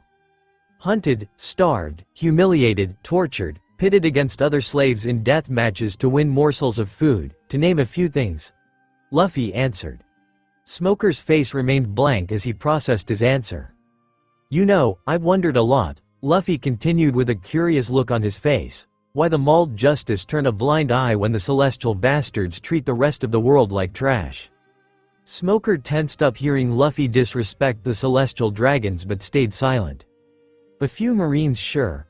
I guess they could be evil or brainwashed into thinking that the celestial dragons are gods who can do whatever they want. But the rest? The ones who truly want justice to prevail in the world? The ones like you? What makes you turn a blind eye? Smoker averted his gaze, sighing. I know it sounds like an excuse, he began after some time, but I truly don't know what happens with the celestial dragons. First off, there are only rumors that the celestial dragons use slaves. And even then, I've heard that they only enslave criminals and pirates to use as labor. I've heard that those who do have the brand are the ones who deserve it, that instead of getting sent to impel down, they just get sent to work as laborers under the celestial dragons. That makes a lot of sense, Luffy nodded. So you think that the celestial bastards only use bad people as slaves, huh? Lack of information is the problem I see, and even now, you don't really know me, so you don't know if I'm telling the truth or not. You either trust the words of a random stranger like me who could be a revolutionary spouting lies and propaganda for all you know, or you trust the words of your higher-ups and all, some of whom you might even respect. And it's obvious who you're gonna choose. Am I right? Smoker gave a small nod. Then why warn me not to show the brand? Off chance that it could be true. And what makes you think I'm not some criminal who deserves to be enslaved? You basically told me to go after realizing that I might have a brand instead of checking my back and following protocol. Back at the cruise ship, the captain told me how you asked the pirates if they had a navigator first and then beat them all up. I'm assuming you asked so that you could essentially threaten them to take you home.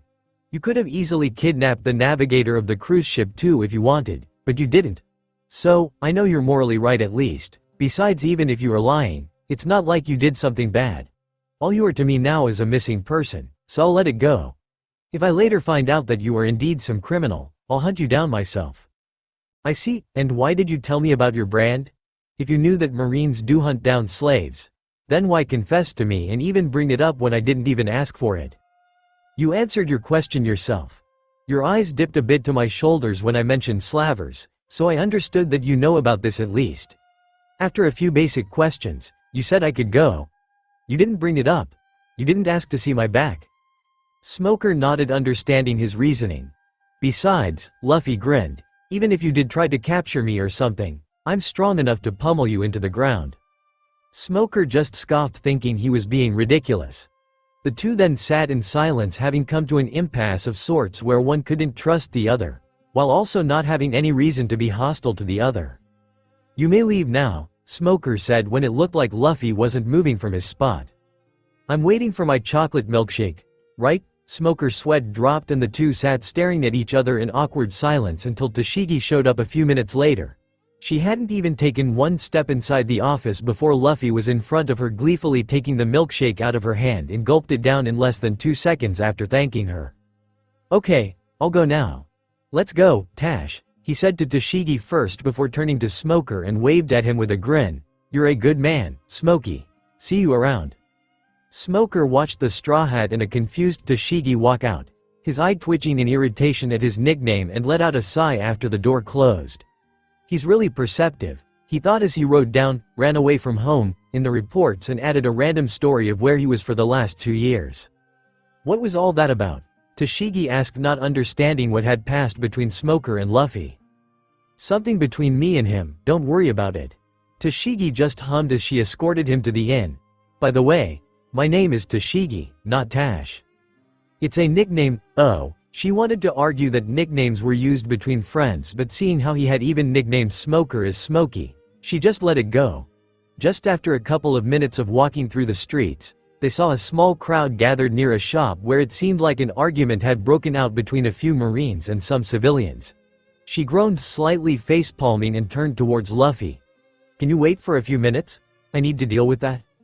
"Sure," Luffy said, and watched as Tashigi went towards the small crowd that had gathered to watch the argument. From what he could glean, one of the Marines had bumped into a child, making her fall and scrape her knees. The father of the child had gotten angry and started scolding him, which in turn caused the Marine to get angry and snap back. Surrounding people got involved and it had evolved into a small group confrontation. Luffy just watched as Tashigi made herself known, and upon seeing her, the civilians actually stepped back and calmed down instantly. And seeing that made him recall how Smoker was first introduced in the story, with a little girl bumping into him and dropping her ice cream, which caused her father and the onlookers to look fearfully at him, and the father started apologizing to him immediately. Sure, Smoker didn't do anything, but the important fact there was that the civilians were afraid of him and thought he would actually harm a child. It could just be prejudice, as he was such a strong and big man who could turn into literal smoke, and so they were afraid, but they should have trusted the Marine uniform he wore and know that he wouldn't do anything to a child. But they didn't. They fully believed that a high-ranking Marine who should uphold justice would do something as bad as hurting a child just for bumping into him. And the same was happening here with the civilians being afraid of Tashigi. They weren't calming down because they thought that a high-ranking Marine had shown up and would take care of the situation, but because they were afraid of Tashigi. She was seen with Smoker pretty much all the time, so they feared her too. She quickly took care of the situation, apologizing to the civilians, and they awkwardly said they were at fault too and left, but they were fearful the entire time. This is kinda messed up, he thought as Tashigi dispersed the crowd and came back to him. Okay, let's go. Luffy just nodded and they continued. As they walked, Tashigi let out a sigh, muttering, "Need to give some sensitivity training to them." Sensitivity training? Oh, I was just talking to myself. Tashigi waved it off with a smile. Don't worry about it. So you think your men need to learn to handle situations like that better? Luffy asked with a pondering look on his face.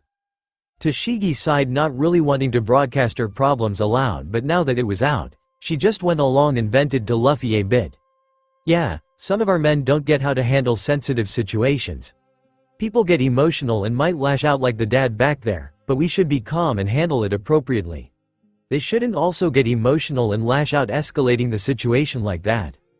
I see, Luffy said, his lips slowly widening into a mischievous smile. He so badly wanted to tease Smoker, and he saw a chance now.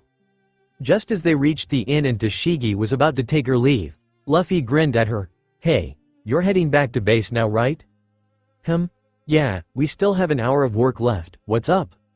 She, you'll see. Luffy didn't explain anything and dashed somewhere else to find something. Tashigi looked puzzled as to why he asked that, but didn't ponder on it much and just went back. 20 minuted the Marine base while acting like he was distressed and had hung a whiteboard around his neck with 10-year-old boy written on it. He began wailing loudly, getting the attention of the entire base, and everyone turned towards him, saw his appearance and his board, and were left puzzled. "Daddy, I lost my dad." "Wha?" Luffy cried in a falsetto, puzzling the Marines even more. He approached a Marine behind a complaint desk while still acting like he was crying. "Mister, I lost my dad. Wha?" The Marine behind the complaint desk was lost on what to do, as he and everyone could see that he was just acting and his board was also a dead giveaway. Thinking he might be a mentally ill patient, the Marine awkwardly went along with it. Yes, can you explain what happened? Where did you lose your dad?" "Wha? I want my dad." Luffy cried harder and louder, getting the attention of all the Marines, and even some civilians in the building, and they all stopped whatever they were doing to observe what was happening.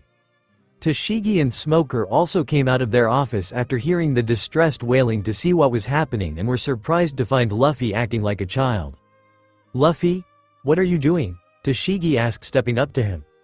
Luffy dropped his distressed expression and smiled at her. "You said you wanted your men to get some sensitivity training, right? So, let's do this exercise. I'll come in as different people with different problems and we'll see how they handle it." Tashigi was gobsmacked and didn't know what to say, but Luffy continued, pointing at the Marine who he had approached. "And you?" "Yes." The man stiffened up. "You see a 10-year-old boy crying," Luffy said while gesturing at his board. "You first calm him down by making him sit and then ask what happened. Not just jump straight to asking where he lost his dad." "Oh, right," he said, clearly confused as to what was happening.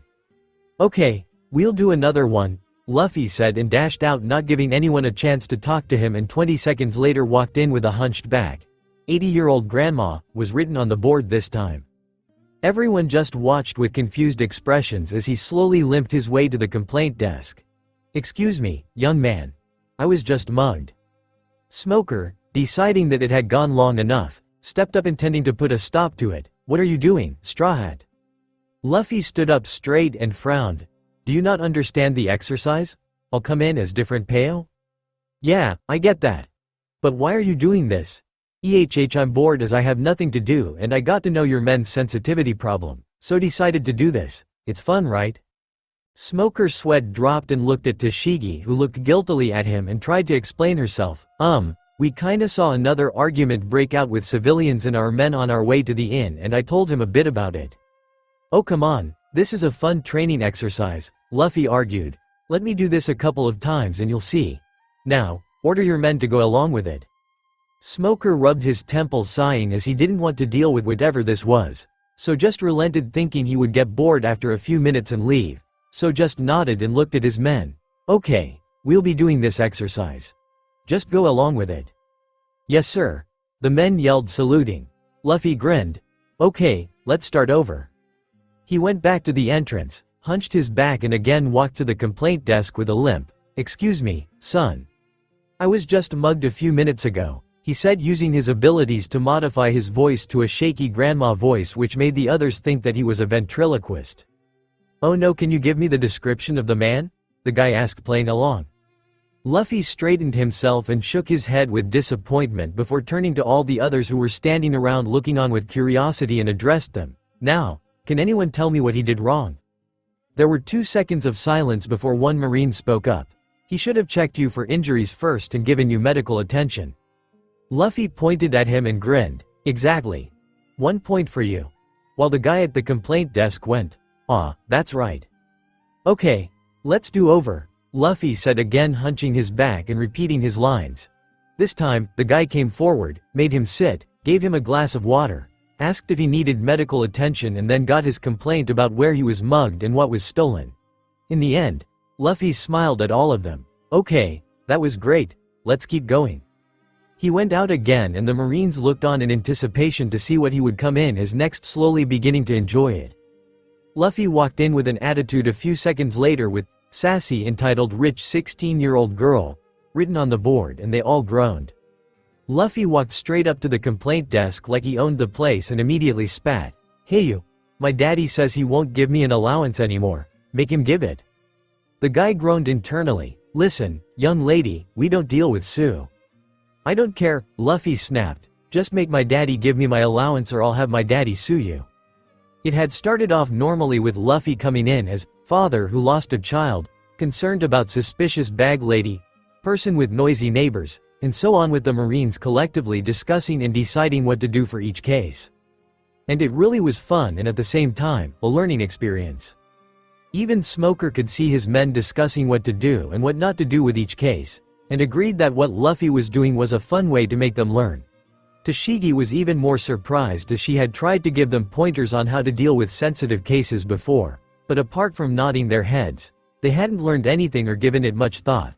But now, they were animatedly discussing how to deal with such situations of their own accord. Luffy was having the most fun as he tried to act like different people, and he could see everyone watching with excitement as to what he would show up as next.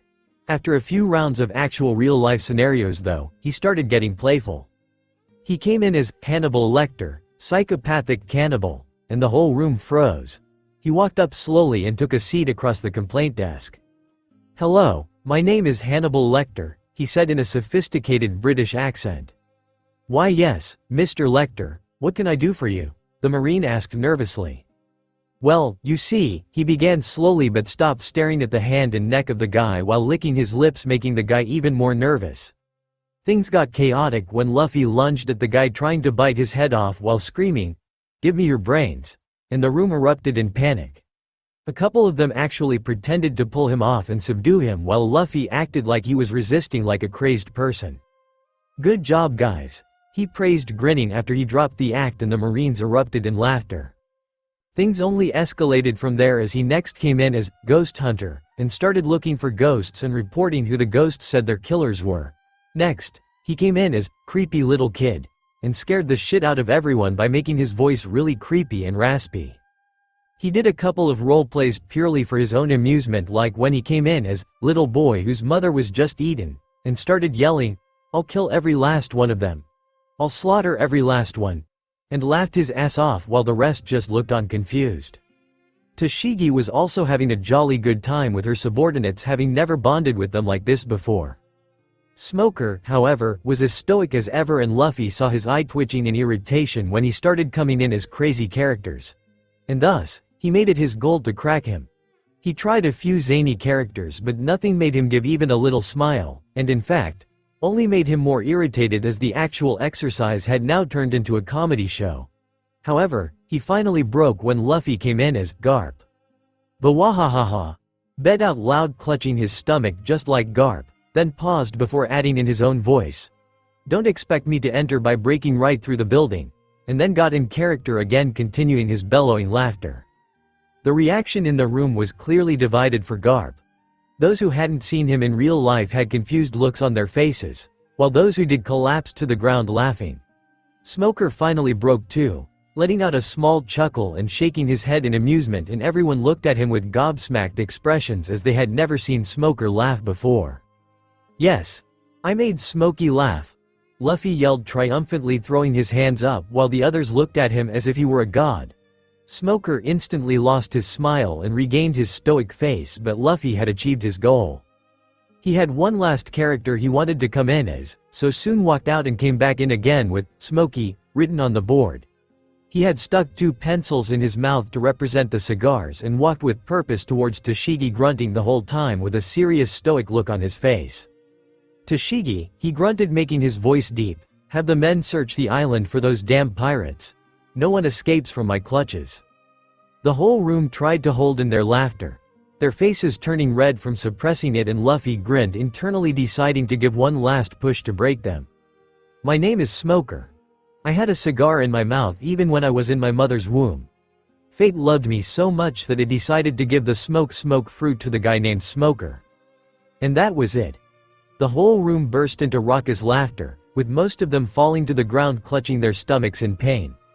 Luffy dropped the pencils while also chuckling when he saw that even Tashigi was having a hard time holding her laughter in. Smoker, however, was glaring at him, so he decided that it was time to get out. "That's my cue to leave. Goodbye, Logatown Marine Base," he yelled and quickly dashed out, leaving the laughing Marines to their ill fates, as Smoker would definitely punish them. Early next morning, Luffy was buying food supplies before heading to the dock where a boat would take him to Dawn Island when he ran into Tashigi. Luffy caught her eyes and grinned, waving at her, and she sighed, stomping up to him with a peeved look. "Did you have to pull that last one? We all got punished because of that?" she whined even before saying hi. "You were laughing very hard too, if I recall correctly." Tashigi slightly blushed in embarrassment. "Well, I never said it was not funny." Well, what punishment did you get? Overnight work for a whole month for the entire base." "Oh damn, sorry, I guess. It was just too funny not to do it." "Oh well, whatever," she sighed, letting it go before smiling at him. "Before that one and all the crazy characters though, it was a pretty good training exercise. All of them actually discussed and argued on how to handle scenarios which has never happened before. I've given seminars before but nothing went through their heads. But yesterday they were all excitedly discussing and even stayed late for that. So, thank you." "Yeah, you gotta make it fun for them. They're all adults now, you know, and adults hate being in classes and stuff. So make it a fun social game and they'll actively participate." "I see. Makes sense," Tashigi said, nodding with an understanding look before suddenly perking up with an idea. "Hey, why don't you join the Marines? You're pretty strong and also have good insight. And since you're strong, you can even fast-track through the Marine training in lesser time." "Nope. I'll never become a Marine," Luffy vehemently declined. "Oh come on, it'll be great. I'll even help you, you can do so much good." "Tash," Luffy said with a serious look, "becoming a Marine is the last thing I ever want to do." Tashigi lost her enthusiasm at his resolute refusal. "Why not?" "Paperwork." Luffy shivered as if he was talking about something evil. "It sucks." "Wah?" She gaped, causing Luffy to chuckle. She was a pretty naive Marine who thought that the Marines always did the right thing and had a pretty black and white view of the world where Marines were good and pirates were bad. Smoker didn't seem to have told her of the rumors and still kept her in the dark about the bad side of the Marines. Or she had heard them but just dismissed them as baseless rumors. In the future, she does realize her error in thinking and reevaluates herself, but until then, she would still hold that black and white belief. And he didn't know if he could convince her otherwise right now with just words, so just chose to deflect it. Well, that's a reason too, but mainly, I have other things I want to do." Oh, Tashigi was still curious about why he had vehemently declined to become a Marine, but she didn't know enough about him or his goals to argue with him. They had somehow ended up walking together as Luffy bought food supplies from different shops while talking, and Tashigi was shocked at the amount he was packing. You do know it'll be a max 2-week trip, right? You don't need that much. There are islands along the way to resupply too." "It's fine. I eat a lot, so nothing will go to waste." "I see." As they walked, Luffy caught sight of her sword from the corner of his eyes and wondered if her name's sword had any sort of will as shown with Zoro's swords and if he could feel it somehow. "Is that Shigur?" he asked, pointing at her sword. Tashigi, who was slightly annoyed and confused at his earlier refusal, suddenly became ecstatic as he recognized her sword and excitedly responded, "Yes. Are you interested in swords too? Are you a swordsman?" "No, I'm not a swordsman. I just know a bit about named swords. May I see it? Never seen one in real life before." Slightly disappointed that he wasn't a swordsman but still pretty excited that he knew about named swords, she nodded and carefully handed him the sword with a radiant smile. Luffy observed the sword while also trying to feel any sort of energy coming off of it. The sheath was elaborate in design with a bumpy texture at the base which was green, while the rest of it was white and smooth, just like what he remembered from the anime.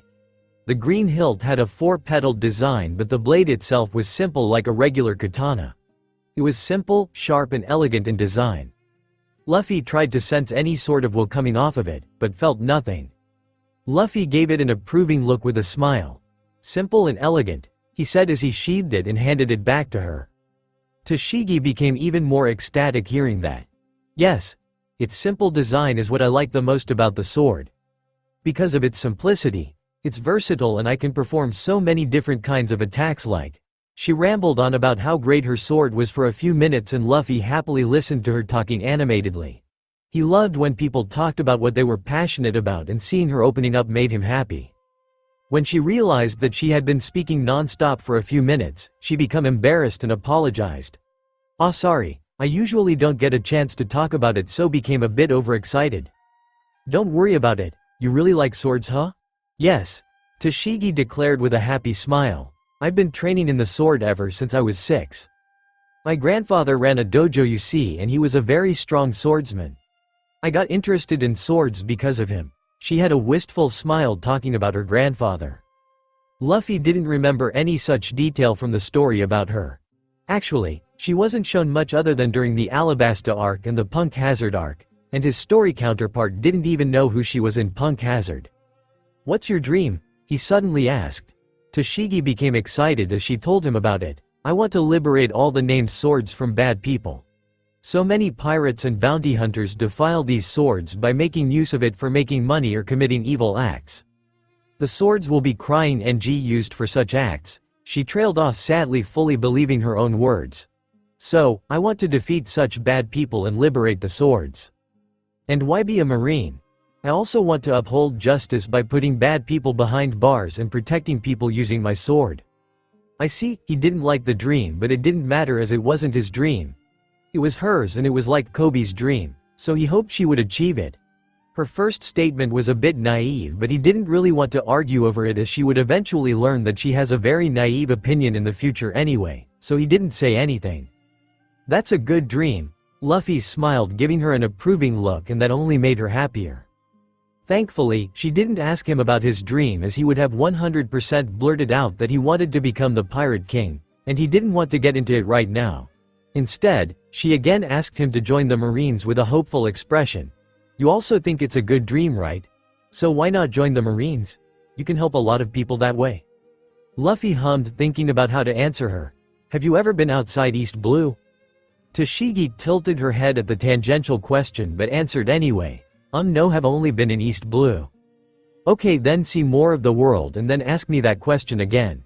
Actually, just visit a place called Sayobadi Archipelago and then come to me to ask the same question." "Huh? Why? You'll understand someday." Luffy trailed off mysteriously and quickly put an end to their conversation. "Well, I better get going now. My ride's waiting for me at the dock. It was fun talking to you, Tash. See y'all around," he said and walked off towards the dock, waving goodbye. "Alright, see you," Toshigi waved back, watching him go with a confused look on her face. She didn't understand what he meant by seeing more of the world, but filed away the name of the place he had mentioned to look up later. Oh. It had been an uneventful travel from Logia Town to Dawn Island. Thankfully. The navigator of the boat didn't talk all that much apart from the needed small talk, but he did his job properly. Luffy also rode most of the time, thus increasing their speed and reducing the time needed to reach the destination. And finally, with just 6 weeks left until his 17th birthday, Luffy laid his eyes on the island on which he should have spent the last 2 years on. He was finally back home. He expected to see some villagers or fishermen at the shore, but the place was pretty much empty for some reason. When they got closer and even docked at the shore without any signs of anyone showing up, he started to get worried, wondering if something had happened. He thanked the navigator and walked through the village, wondering where everyone was, and his steps quickened with every passing moment. He used his observation to scan the area and picked up a few presences in a particular direction on the outskirts of the village. He dashed towards that direction as fast as possible, and when he finally spotted people and saw what they were doing, all his worry flew away and he was just left puzzled and also amused. A huge crowd, pretty much the entire village, had gathered at the graveyard of the village, where a tombstone with Monkey D. Luffy carved on it was erected with flowers, food and all sorts of memorabilia strewn around it. They were holding his funeral. Luffy wasn't surprised that his funeral was being held, as the thought that they might have assumed he might have died had crossed his mind, but he was puzzled as to why they were holding it now. Did they just randomly decide to hold it today after 2 years? It just didn't make sense.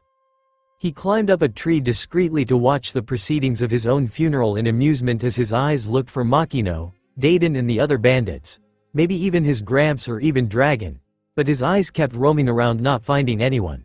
He spotted all the villagers and even Mayor Whoopslap, but apart from Whoopslap, he didn't spot anyone who he considered to be really close to him present there. Had they not come to his funeral? He shook those thoughts away and just started thinking of ways of how he could comically show up in front of everyone. Should he scare them by pretending to be a ghost? Should he casually walk up and say, "Hey, who died?" Or should he drop from the sky right in the middle of everyone? Or, he kept thinking of amusing ways he could reveal himself, but a sudden thought crossed his mind that made him instantly dash towards Party's bar. There's no way Makino wouldn't be at my funeral, he yelled inside his head in a panic as he dashed towards the bar hoping nothing bad had happened. As soon as he reached it, he tried the door but it was locked. In a panic, he yanked the door a couple of times trying to break the lock on the inside when a familiar voice from inside shouted, "Go away.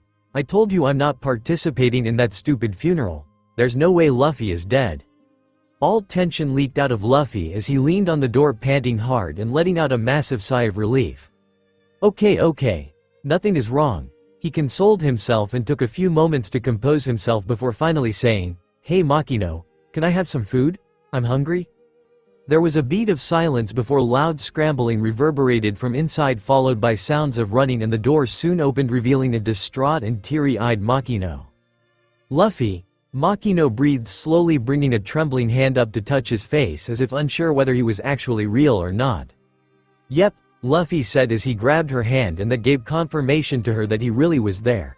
She immediately glomped him sobbing, making Luffy lose balance and fall on his butt as Makino desperately hugged him tighter and tighter. "Is this really happening?" she whispered to herself. "Are you really here?" "Yeah, I'm back," Luffy said softly patting her head as he felt guilt rising up in his chest. Makino had changed. He didn't let it show on his face but he was shocked when he saw her appearance. The always smiling Makino was now thinner, looked pale and a bit sick, had unkempt hair, and her eyes were marred with dark circles clearly sleep-deprived. "I'm back, Makino," Luffy softly said again and Makino nodded as she sobbed harder whispering, "Welcome back." It took a while for Makino to calm down as she got her happy sobbing in control and pulled back from the hug wiping her tears away. "You're finally back after so long," she said cupping his face studying him closely, stretching his skin a bit, and after making sure he was okay, her face morphed into an irritated scowl as she made a fist and softly bonked him on the head. "Where the hell were you? You had me worried sick," she screamed before adding with a sob, "ITH. Everyone kept saying you were dead. Sorry for taking so long. Things kinda ended up that way." Luffy just apologized not knowing what else to say as he looked guiltily at her. There was an awkward atmosphere for a moment before Makino soon got up and dragged him by his hand inside the bar. "Well, all's good now that you're here," she said finally showing a smile. "You're telling me everything that happened." As he was being dragged, Luffy noticed how weak her grip was and softly pulled her making her stop. Makino looked back just as Luffy pulled her towards the kitchen. "That can wait. You need to eat, Makino. How long has it been since you last ate?" She tried to protest but she was just too weak and let herself be dragged towards the kitchen while wiping her tears away. "Fine, let's eat first. You did say you were hungry." She smiled looking around a bit, happy that she was again getting a chance to cook for him but soon facepalmed. "Oh sorry Luffy. There's nothing made. Give me a few minutes, I'll cook up something." "Nope," Luffy said as he gently pushed her to the dining table and made her sit. "You take rest, I'll cook something." Makino's already sleep-deprived mind went for a spin as she heard his words and a giggle escaped her lips. "I just heard you say you'll cook. I really do need sleep." Luffy ignored the comment as he opened the fridge, found some eggs and other ingredients and started making simple scrambled eggs. "You're really cooking?" Makino asked incredulously watching him crack open some eggs into a bowl and beat it along with some milk, salt and pepper. He then started the stove, placed a pan and after heating some butter, poured the blended egg mixture into it. She rubbed her eyes not believing what she was seeing and despair slowly gripped her heart again when she saw Luffy curling the eggs into soft curds. "I'm dreaming, aren't I? You're not back." Luffy wanted to feel amused that she would believe she was dreaming rather than accept that he was cooking, but seeing how sickly she looked, he just couldn't. She kept muttering to herself as she slowly lost the shine in her eyes she had just regained and was about to fall asleep due to the emotional roller coaster. He wanted to ask a million different things as to what had happened for her to end up like this, but first, he had to make her eat. He quickly finished seasoning it and placed a plate of scrambled eggs in front of her. Leo was an orphan, so of course he had to cook for himself and also for the other kids at the orphanage sometimes. He wasn't really an expert or anything but he could cook basic dishes well enough. Makino just stared at the plate of food in a daze and slowly brought the spoon up to her mouth. But just after taking the first bite, she broke down crying hard again. "This really is a dream. There's no way Luffy could ever cook something like this." Luffy couldn't hold back anymore and chuckled softly, getting a sad, despaired look from Makino that instantly made him sad again. "Stop laughing," Makino whined as tears kept pouring down her face while also continuing to eat hungrily. "This is really good." "Thanks, I'm just praising my mind for making such a vivid dream. There's no way this is real. Luffy could never make something this good." "Okay, let's assume this is a dream," Luffy smiled, playing along. "I'm just a projection your brain is making to help you talk and cope with my disappearance." "See?" Makino cried, wiping away fresh tears as they continued rolling down her face. "Luffy could never say stuff like that." "Yes, yes." Luffy placated, leaning on the table next to her while wiping her tears away gently. "Since your mind is making me up, just talk to me. Maybe it'll help you relax. It's been so long since we last talked, you know." Makino lightly nodded her head, humming and thinking that at least she got a chance to talk to him in a dream. "So what happened?" Luffy asked as he began feeding her while she obediently ate. "Why haven't you been taking care of yourself? And what's with the funeral? I mean, I know disappeared 2 years ago, so I was expecting it, but why now?" Makino sighed, grumbling a bit. "It's because of those men who came a couple of weeks ago. They told us some story of how you sacrificed your life for them in the calm belt. Ever since then, I haven't been able to eat or sleep properly. The others just accepted it too." "Ah, so that's what's happening here." Luffy nodded, finally understanding what had happened. It was the crew of the cargo ship he had gotten a ride on from South Blue to East Blue.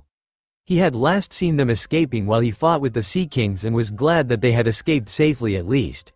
He was also kinda slightly peeved too, as that had led to Makino's current state. "Ever since then, it's been funeral this and funeral that. Everyone stopped looking for you around a year after you disappeared, but I knew you were alive. And I was right. From what the men told us, you ended up in South Blue and were making your way back here." "Yeah, I did end up in South Blue, but since those men told us that you had in fact died, everyone was ready to put you to rest, but I know that you're somewhere out there. I know you're alive. Dayton also doesn't think you're dead.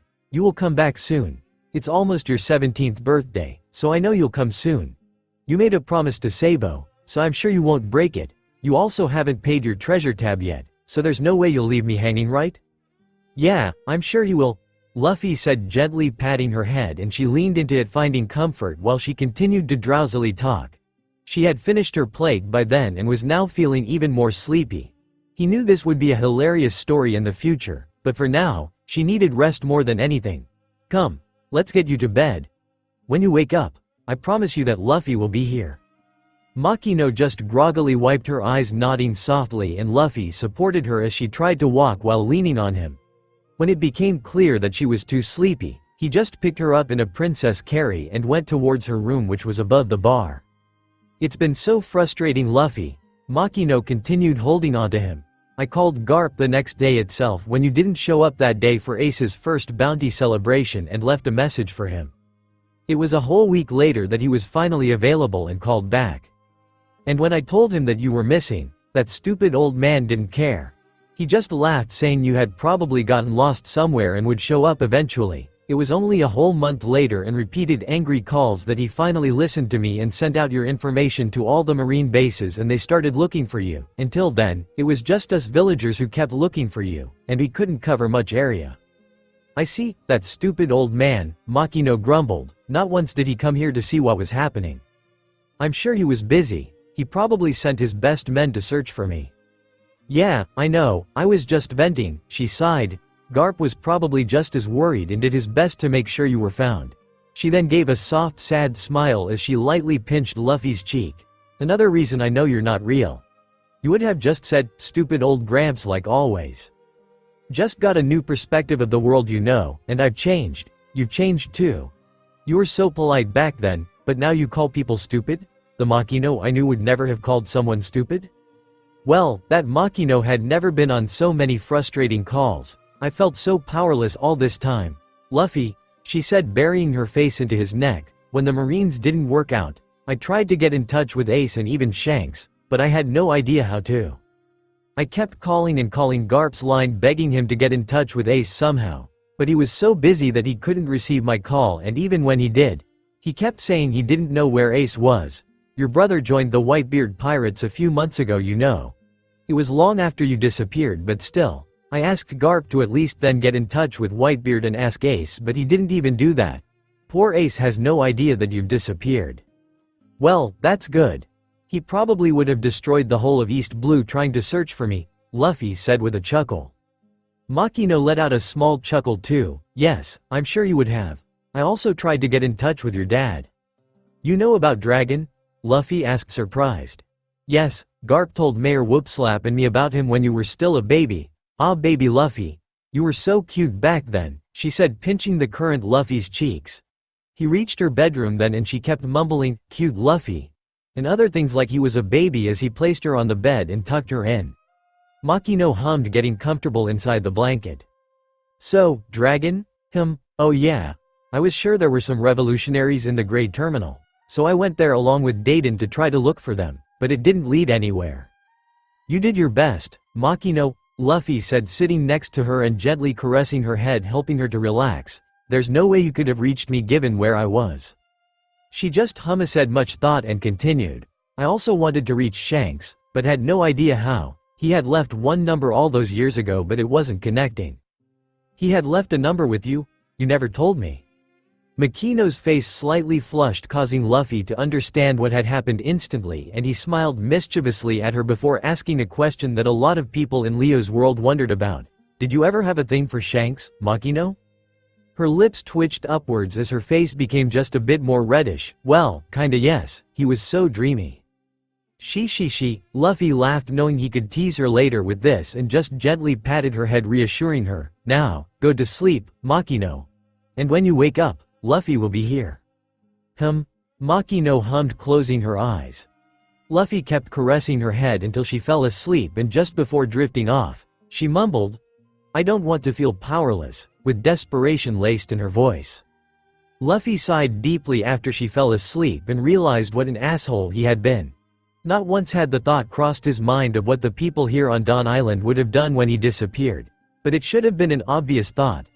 He kneaded his forehead berating himself for a few seconds before letting it go and concentrating on the present. He was here now, so it was time to make things right with everyone. He first wrote a note for Makino telling her that he was, in fact, real and that he was going to Dayton's place. He wanted to talk to all the villagers but wanted to meet Dayton and the others next, so slipped out of Party's bar and ran towards the bandit hideout in the forest as fast as possible. 20 minutes later, he dropped a beast he had hunted along the way with a loud thud right in front of the bandit hideout. Dayton and the others quickly ran out and froze when they saw Luffy sitting on top of the beast.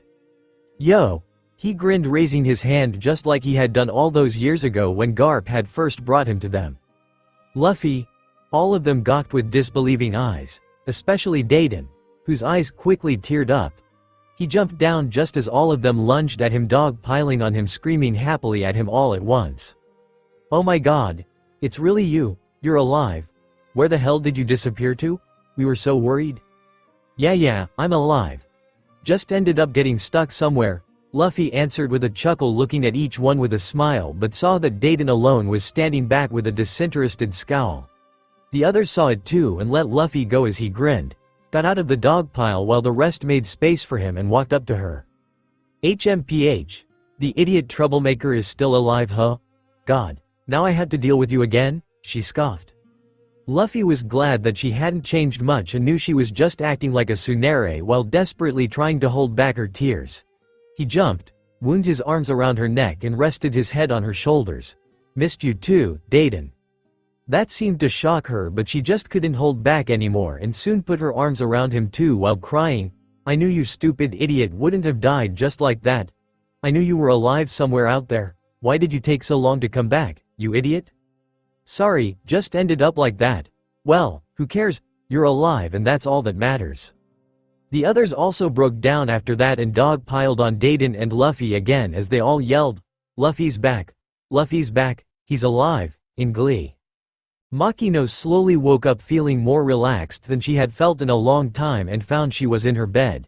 She didn't remember much but realized that someone had tucked her into bed and also saw a note crumpled up in her hands. She slowly sat up but as soon as she read the note, she jumped out of bed, almost falling in the process and ran downstairs to the bar. She burst into the bar and was surprised to find a large number of people inside the bar staring into the kitchen. But for some reason, all of them were deathly silent with disbelief clear on their faces, with some even rubbing their eyes as if not able to believe what they were seeing. She wondered what was happening and made her way to the kitchen, whose door was open, and froze when she saw a straw hat wearing boy putting frosting on a cake. She didn't spot Dayton and the other bandits or even Mayor Whoopslap sitting inside the kitchen, who were watching Luffy with gobsmacked expressions too. It's a bit burnt and is too sweet, but this is the best I can do, I guess. Baking is hard, Luffy said as he showed the cake he had just baked to everyone and placed it in front of Dayton and Whoopslap. This has gotta be a dream, Dayton said, pinching herself. Luffy cooking? Is the world ending or something? I've asked myself the same thing a million times already, Whoopslap said, looking at Luffy with disbelief while rubbing his eyes. I'm gonna go with someone gassing the entire village and all of us are having a shared hallucination. Oh come on, I picked up cooking a bit, Luffy whined. I cooked for myself all the time back when I lived in the forest too, you know. All you did was roast meat over a fire, Dayton snapped, and you just ate it raw many times, not even being able to wait for it to cook. She. Well, try this now. It's only slightly burnt, Luffy said as he cut up the cake into small slices and shoved a piece each into the mouths of Dayton and Whoopslap. After spending some time at Dayton's, he had come back to the village, and to his surprise, so had all the bandits. Apparently, the bandits and the villagers had bonded quite a bit when they sent out search parties while looking for him, and thus, Dayton and the others could come into the village without any issues now. As for his reveal to the other villagers, he had chosen the casual, "Hey guys," plan, causing some to scream, "Gia! It's Luffy's ghost. He's come to haunt us." Some to faint, some to cheer happily, while some others glomped him, tearing up. My god, this is not bad at all, Dayton muttered in disbelief after finishing her slice. Yes, this is better than what even I can make, Whoopslap said before many others started asking for a slice, and only then did Luffy notice Makino standing at the kitchen door with a shocked expression. Makino, you're up. Makino, Dayton also cheered upon seeing her and grinned at her. Look, just like we told everyone, Luffy came back. No, this, I'm still dreaming, Luffy is cooking, she said, pointing at him. Oh come on. Is that really so shocking? Yes. Almost everyone within earshot yelled in unison, still not able to believe that Luffy was cooking. Then I won't cook anything for you all. He pouted with a huff, lifting the cake off the table to eat it all himself, but immediately kept it back and caught a running Makino, who crashed into him. You're real, you're actually back, this isn't a dream? She cried again. Yes, I'm back, Luffy said, patting her back. This is round 2, you know, we already had this whole conversation right before you slept. I was a projection your mind made up, remember? Makino slowly separated from him as her memories became clearer. That was really you. You talked so differently though. I've changed, Makino, Luffy grinned, getting close to her ears, and whispered, Shanks's dreamy huh. Wah? Makino blushed, only vaguely remembering that she had in fact said that, and tried to remember in a panic if she had said something more. Wow, you tease people now too? One of the villagers asked, seeing Makino of all people getting flustered. Yep, I love seeing people get flustered and blush. Makino's quickly reddening face had everyone watching with surprise and amusement, but it was only for a few seconds though, as she soon huffed and pulled Luffy's ear. What is this, Luffy? She said in a reprimanding tone. What kind of bad company did you keep over the last 2 years that you're making fun of people like this? She. Makino's anger instantly faded away hearing his familiar laugh, and she jugan, whatever. I'm just glad you're alive and back. They stayed like that for some time, while all the villagers just looked on happily, some with tears. The village had never been the same since Luffy disappeared, and now that he was back, it was like new life had been breathed into it. Not only were they getting Luffy back, but also Makino, who was pretty much out of it for the whole time. Alright. Luffy patted her back after a while, making her let go. Enough with the mushy stuff. Let's celebrate. Yeah, the others cheered while Makino nodded happily with a smile. Luffy then went to the piano at the end of the room and sat down, surprising everyone. Wait, what? You can play? Yep, Luffy grinned. I picked up a lot of things while I was away. Now, questions about where I was later? Let's enjoy right now. Yeah, the villagers cheered, but 20 seconds later, They were again shocked into silence when they heard Luffy playing the piano really well, and when he started to sing too in a completely different voice. Their jaws dropped to the floor. Luffy stopped playing when he realized he was the only one singing and stared back at all the questioning looks from the others. My rubber fruit. I learned how to modify my vocal cords to change my voice. Luffy. Makino yelled in a berating tone. Vocal cords are sensitive organs. You can't just modify them like that. What if you tear them? She, you're like the third woman to tell me that. Luffy laughed before reassuring her, it's okay. I've been doing it for quite a while now and nothing has happened. Luffy, Makino sighed, you're still as reckless as ever. Yep. Luffy said before looking at everyone. I can change voices to anyone I want. See? He said and changed his voice to Makino. Why isn't anyone having fun? I specifically requested it, then changed it to Garp's, you can ask questions later. Bawahahaha. Hearing Garp's voice made the bandits jump in shock and fear, but hearing the voice coming out of Luffy was just too amusing and they started to laugh, and so did the others. Party now, bawahahaha. Luffy continued in Garp's voice, breaking all the tension and ice, and finally, the party began. Oh, Luffy had change. That was the conclusion anyone who spent 5 minutes with him came to. He could sing well, play the guitar and piano well, dance with a partner well, could articulate himself much better, and even use big words while talking, which seemed like he had gotten an education.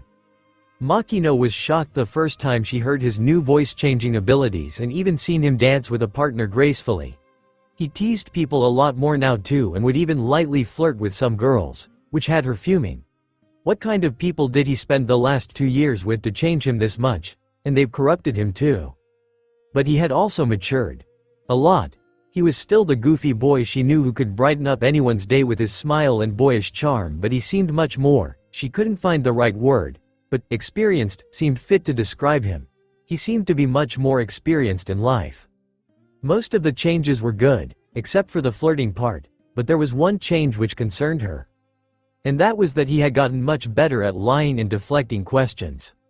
He still did seem to be a bit bad at lying, but deflecting questions, he did it effortlessly. Anytime anyone asked where he was for the last 2 years, he just laughed, saying he got lost while fishing and ended up at some port. Then he had apparently slept on a ship, and the next thing he knew, he was going towards South Blue.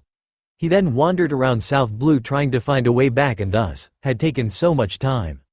He's lying, was the first thing that came to everyone's mind when they heard his story, and when they tried to ask follow-up questions and probe further, he somehow deflected the questions and changed the topic effortlessly. The others let it go, thinking he didn't want to tell them, but Makino was saddened by his behavior. He had never kept secrets from her, and even if he did, it would be something small like him eating a cake she had left out, and even then, he would quickly confess if she confronted him. But now, she couldn't get a read on him at all in some cases. She was really saddened by the fact that he kept so many things from her now, but she understood that he was an adult now and didn't want to talk about some things. Just seeing him sitting at the counter while talking animatedly with others while she was behind the counter tending the bar like always was enough for her. Although, she did wish he wasn't so hell-bent on making everyone blush. She was also a victim of that, as he kept bringing up how she had said that Shanks was dreamy, and seeing Luffy of all people tease her like that only made her more flustered. It was currently the 3rd night since Luffy had come back, and Makino, Whoopslap, Daiden, Dogra, Mogra and the other bandits were tagging along with Luffy as he went to the cliff where Sabo's gravestone was erected. He had disappeared for the entire day, no one knowing where he was, and he had only shown himself in the evening and asked only those who knew of Sabo and Ace's existence to come along with him, as he wanted to tell them something. They finally reached the cliff, and Luffy sat down in front of Sabo's gravestone while holding another stone slab he had picked up from the village's stone mason. He began carving on it while the rest settled around him, wondering what he was doing. I made another brother while I was away, Luffy said as he carved Leo on the stone slab, causing the rest to let out surprised gasps. A brother was a very important bond to Luffy, and if he had made another person a brother, then he must have been very important to him. He died too? Makino asked, sadness laced in her voice. Yeah, Luffy said, finishing his carving, and showed the name to everyone.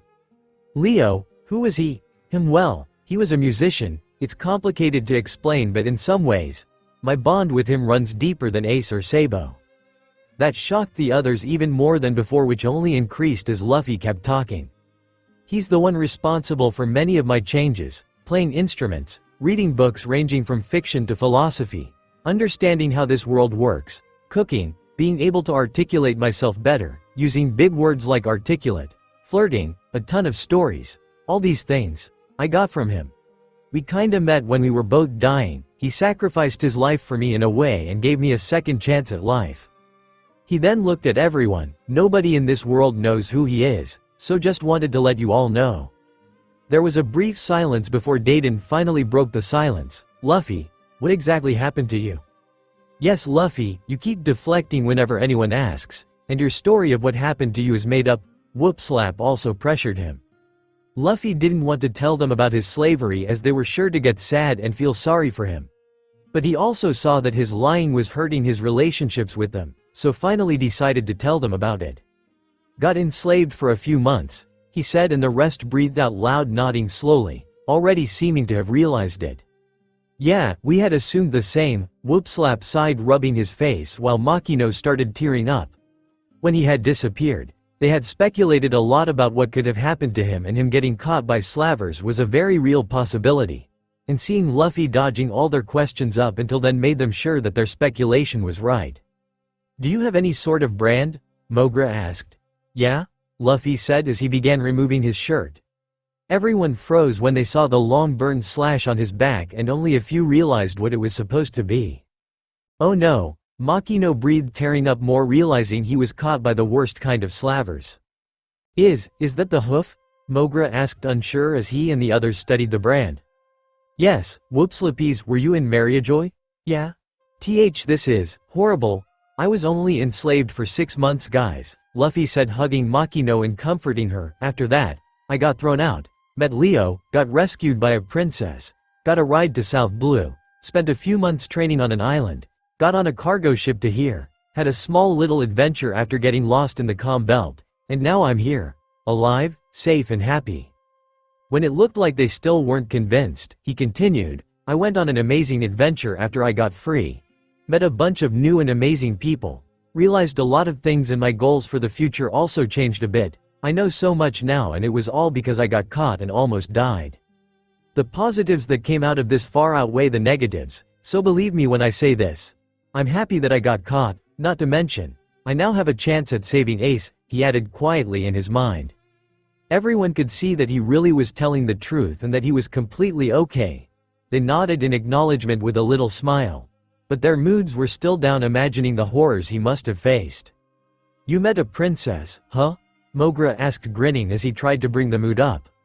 Luffy matched his grin and nodded. She's really cool and she's gonna join my crew in the future too. Whoa, a princess is gonna turn pirate? Yep. She's a bit of a pervert though. She asked me to lick her feet the second time we talked. Luffy, Makino grabbed him in alarm. What the hell did she do to you? The others were also gobsmacked and had their jaws on the ground while Luffy just laughed. Is she hot? One of the bandits hesitantly asked, getting a glare from Makino and Dayton. Yep, Ray's insanely hot, Luffy said, causing both women to snap their necks at him in shock while the men just grinned perversely. Luffy, is she the reason you've become so? Makino paused, trying to find the right word but wasn't able to. Become so much like a playboy? Dayton offered, and Makino nodded, agreeing with her. She Leo actually. Well, I guess Ray is also partly responsible. She has this whole sensual vibe, so I couldn't help but tease her a lot, and I guess I found that I like making people get flustered a lot, but mostly, it was Leo's influence. She. My poor innocent Luffy, Makino cried comically. What the hell did that Leo bastard do to you? I guess you've grown up, but still, Dayton sighed, shaking her head. I had never ever imagined you of all people saying stuff like this. You become a man, huh? Guess so. Is this what mothers feel like when they see their sons grow up? She muttered to herself before realizing just what she had said and blushed profusely. She immediately snapped back to her Tsunere act. Not that I think of your stupid face as a son or anything. I just said that in general, I really don't care for you. Dayton, this kind of thing is cute when people like Rin do it. An adult like you doing a Tsunere act is, meh. Luffy said, shaking his head and causing Dayton to scoff at him and do a HMPH. Who's Rin now? Makino asked with a sigh. Oh, she's this character from Fate Stay. You sure say some weird things now too. Whoopslap sighed, shaking his head. Songs we've never heard before. Randomly bring up characters from books and movies and all. You sure have been through a lot. She yeah, well, enough about that.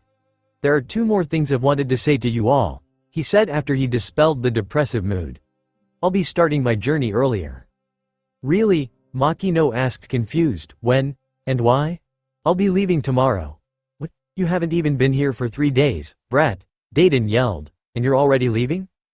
Luffy looked at them all guiltily, but he had made up his mind. Sorry, but I need to, people might be in trouble and I need to go help them. There's just over 5 weeks left though, Whoopslap said. Can't you wait that long? There are many people, my friends, who are suffering out there. Spending even a week doing nothing and staying here partying makes me feel like I'm wasting too much time. I just can't. I need to go. Everyone became silent again as they saw the look of determination in his eyes and slowly came to terms with it, realizing he wouldn't change his mind. I'm coming with, Makino suddenly said, sending Luffy's mind for a spin. What? I'm not joining your crew, Makino clarified. You and I both know that I'm not fit for life on the seas. Luffy nodded, agreeing with her. Then why? I want to spend some more time with you, since you should have been here for another month. I'll accompany you for that long. Just 1 month and I'll come back here. Luffy saw the desperation in her face and knew she wasn't telling him something. He didn't know what, but agreed nonetheless. Okay. Are you sure, Makino? Whoopslap asked. It's dangerous out there? Yes, I'll be fine. It's just a month. Don't worry, I'll keep her safe, Luffy reassured, still wondering why Makino wanted to come with him. There was a brief silence again, which Luffy broke, getting up. Well, one last thing I wanted to tell you. He first picked up the gravestone he made for Leo and staked it on a mound so that it could overlook the sea from the cliff. He knew Leo's preference of where his grave should be, and this was the perfect spot for him. I don't know you, Makino said, resting a hand on his gravestone, but thank you for saving Luffy. I'm eternally grateful. Though I will disembowel you for corrupting my innocent Luffy. She vowed silently in her mind, becoming the second person after Reiju to vow that they would hurt Leo in the afterlife if she could ever get a chance. The others said similar words too, and Luffy smiled happily. Okay, and now, he grinned and pulled Sabo's gravestone out of the ground, much to everyone's shock, and their shock increased even further when Luffy broke the stone into 2 and threw it into the sea. He then turned to face them and grinned wider. Sabo's alive. There was only a beat of silence before the shout reverberated. EHHHHHHHH. Oh. Luffy woke up early the next morning after having partied the night away in Sabo's name in the bandit hideout, and then went to the lonely house he had in the village. Garp used it the rare times that he came to the village, and it was his house too. He seldom stayed in it, but he had felt like visiting it on his last day there. He quickly took a shower and stood in front of a mirror studying himself. He had bulked up a bit compared to 2 years ago, but was still lean enough that people would think he didn't have many muscles. He still had a ton of scars that were a result of his training, which were slowly fading, and the brand slash on his back was a permanent fixture. He wore his iconic red vest, blue pants, and added a simple full-sleeved trench coat over it to complete his ensemble. He had 3 bags to take on his journey. One small sling bag that went across his chest contained the chest with the eternal log poses, the transponder snail, the recorder, and lastly the shock staff. 2 more bags contained a few clothes along with something he had spent the whole of the previous day collecting. He stood in front of the mirror studying himself as he picked up his hat and slowly put it on his head with a grin. I'm ready. She. He hung the sling bag across his chest, grabbed the 2 bags and walked out of his house towards the shore, and saw that the whole village was waiting for him there. He walked through the crowd, high-fiving and fist-bumping them as he made his way to his dinghy. He saw Dayton at the end and jumped to hug her, even though she was acting reluctant, but when he didn't let go, she eventually put her arms around him and hugged him tight. Be safe, brat, and make sure to tell the idiot Sabo to come visit us, she whispered, and Luffy nodded, letting her go. He next hugged Dogra, Mogra, and fist-bumped the other bandits. I don't like mountain bandits, he said, looking at with a cheeky smile added. But I like you guys. Which opened up the waterworks on Dayton and the others as they bawled their eyes out. which in turn caused some of the other villagers to cry too. He next shook hands with Mayor Whoopslap and cheekily said, "I'll make this village famous as the place where the Pirate King was from," knowing that it would irritate him. Irritate him it did, and he started lecturing about how it still wasn't too late for him to give up and just stay in the village. Luffy just chuckled and moved on. The last person was Makino, who was standing right in front of his dinghy next to a barrel full of apples while holding a bag. They stared at each other for a second before smiling and getting into the dinghy. He first helped Makino in and then put the barrel of apples and his 2 bags into the dinghy, getting a curious look from her. "What's in there? Money?" Luffy grinned and Makino curiously opened up the bag only to reel in shock at the sheer amount. "Luffy, how much is in here?"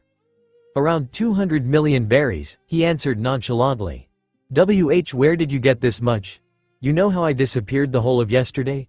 I was in Goa Kingdom stealing this much money?" He had pretty much spent the entire day going from house to house in the Goa Kingdom and stealing a bit of money from each place. He didn't steal an outrageous amount, and only small amounts like 5 to 10 million in each filthy rich house or shop so that they wouldn't even notice it missing. He didn't even break into any safes or anything and just picked up money that they had left lying around, so he stole from houses and shops that didn't really care if that much went missing. And it was so easy stealing everything as he used Soru and Airwalk to go in and out of everywhere without anyone noticing. Makino gaped at him before asking, "Why? Need it for something?" He deflected the question, getting a peeved sad look from Makino, but he quickly got in the dinghy too and pushed off the shore while the villagers waved their goodbyes. Not even a few seconds into his journey, the Sea King that had taken Shanks' arm, the Lord of the Coast, showed up growling at him. Most of the villagers gasped in surprise and screamed at Luffy to come back, but Luffy just smiled at it and greeted it, "Yo, it's been a really long time." The Lord of the Coast just looked at him while licking its lips like he was a tasty treat and lunged at him. Luffy pulled his arm back with a grin and launched it at the Sea King, yelling, "Gum Gum Pistol." His arm stretched and a punch landed straight on the Sea King's snout, which shoved it backwards, broke off a couple of its teeth and also caused it to lose consciousness. It remained afloat for a few seconds before slowly sinking into the sea, while Luffy and Makino exchanged smiles, thinking the same thing. He had come a long way since the day it had almost killed him. "Hey guys," he looked into the sky thinking about his crew and friends, "I'm coming soon, so hang in there for just a little more. I'm going to become the king of the pirates." Luffy loudly announced to the world and set out on his long journey that changed the course of history.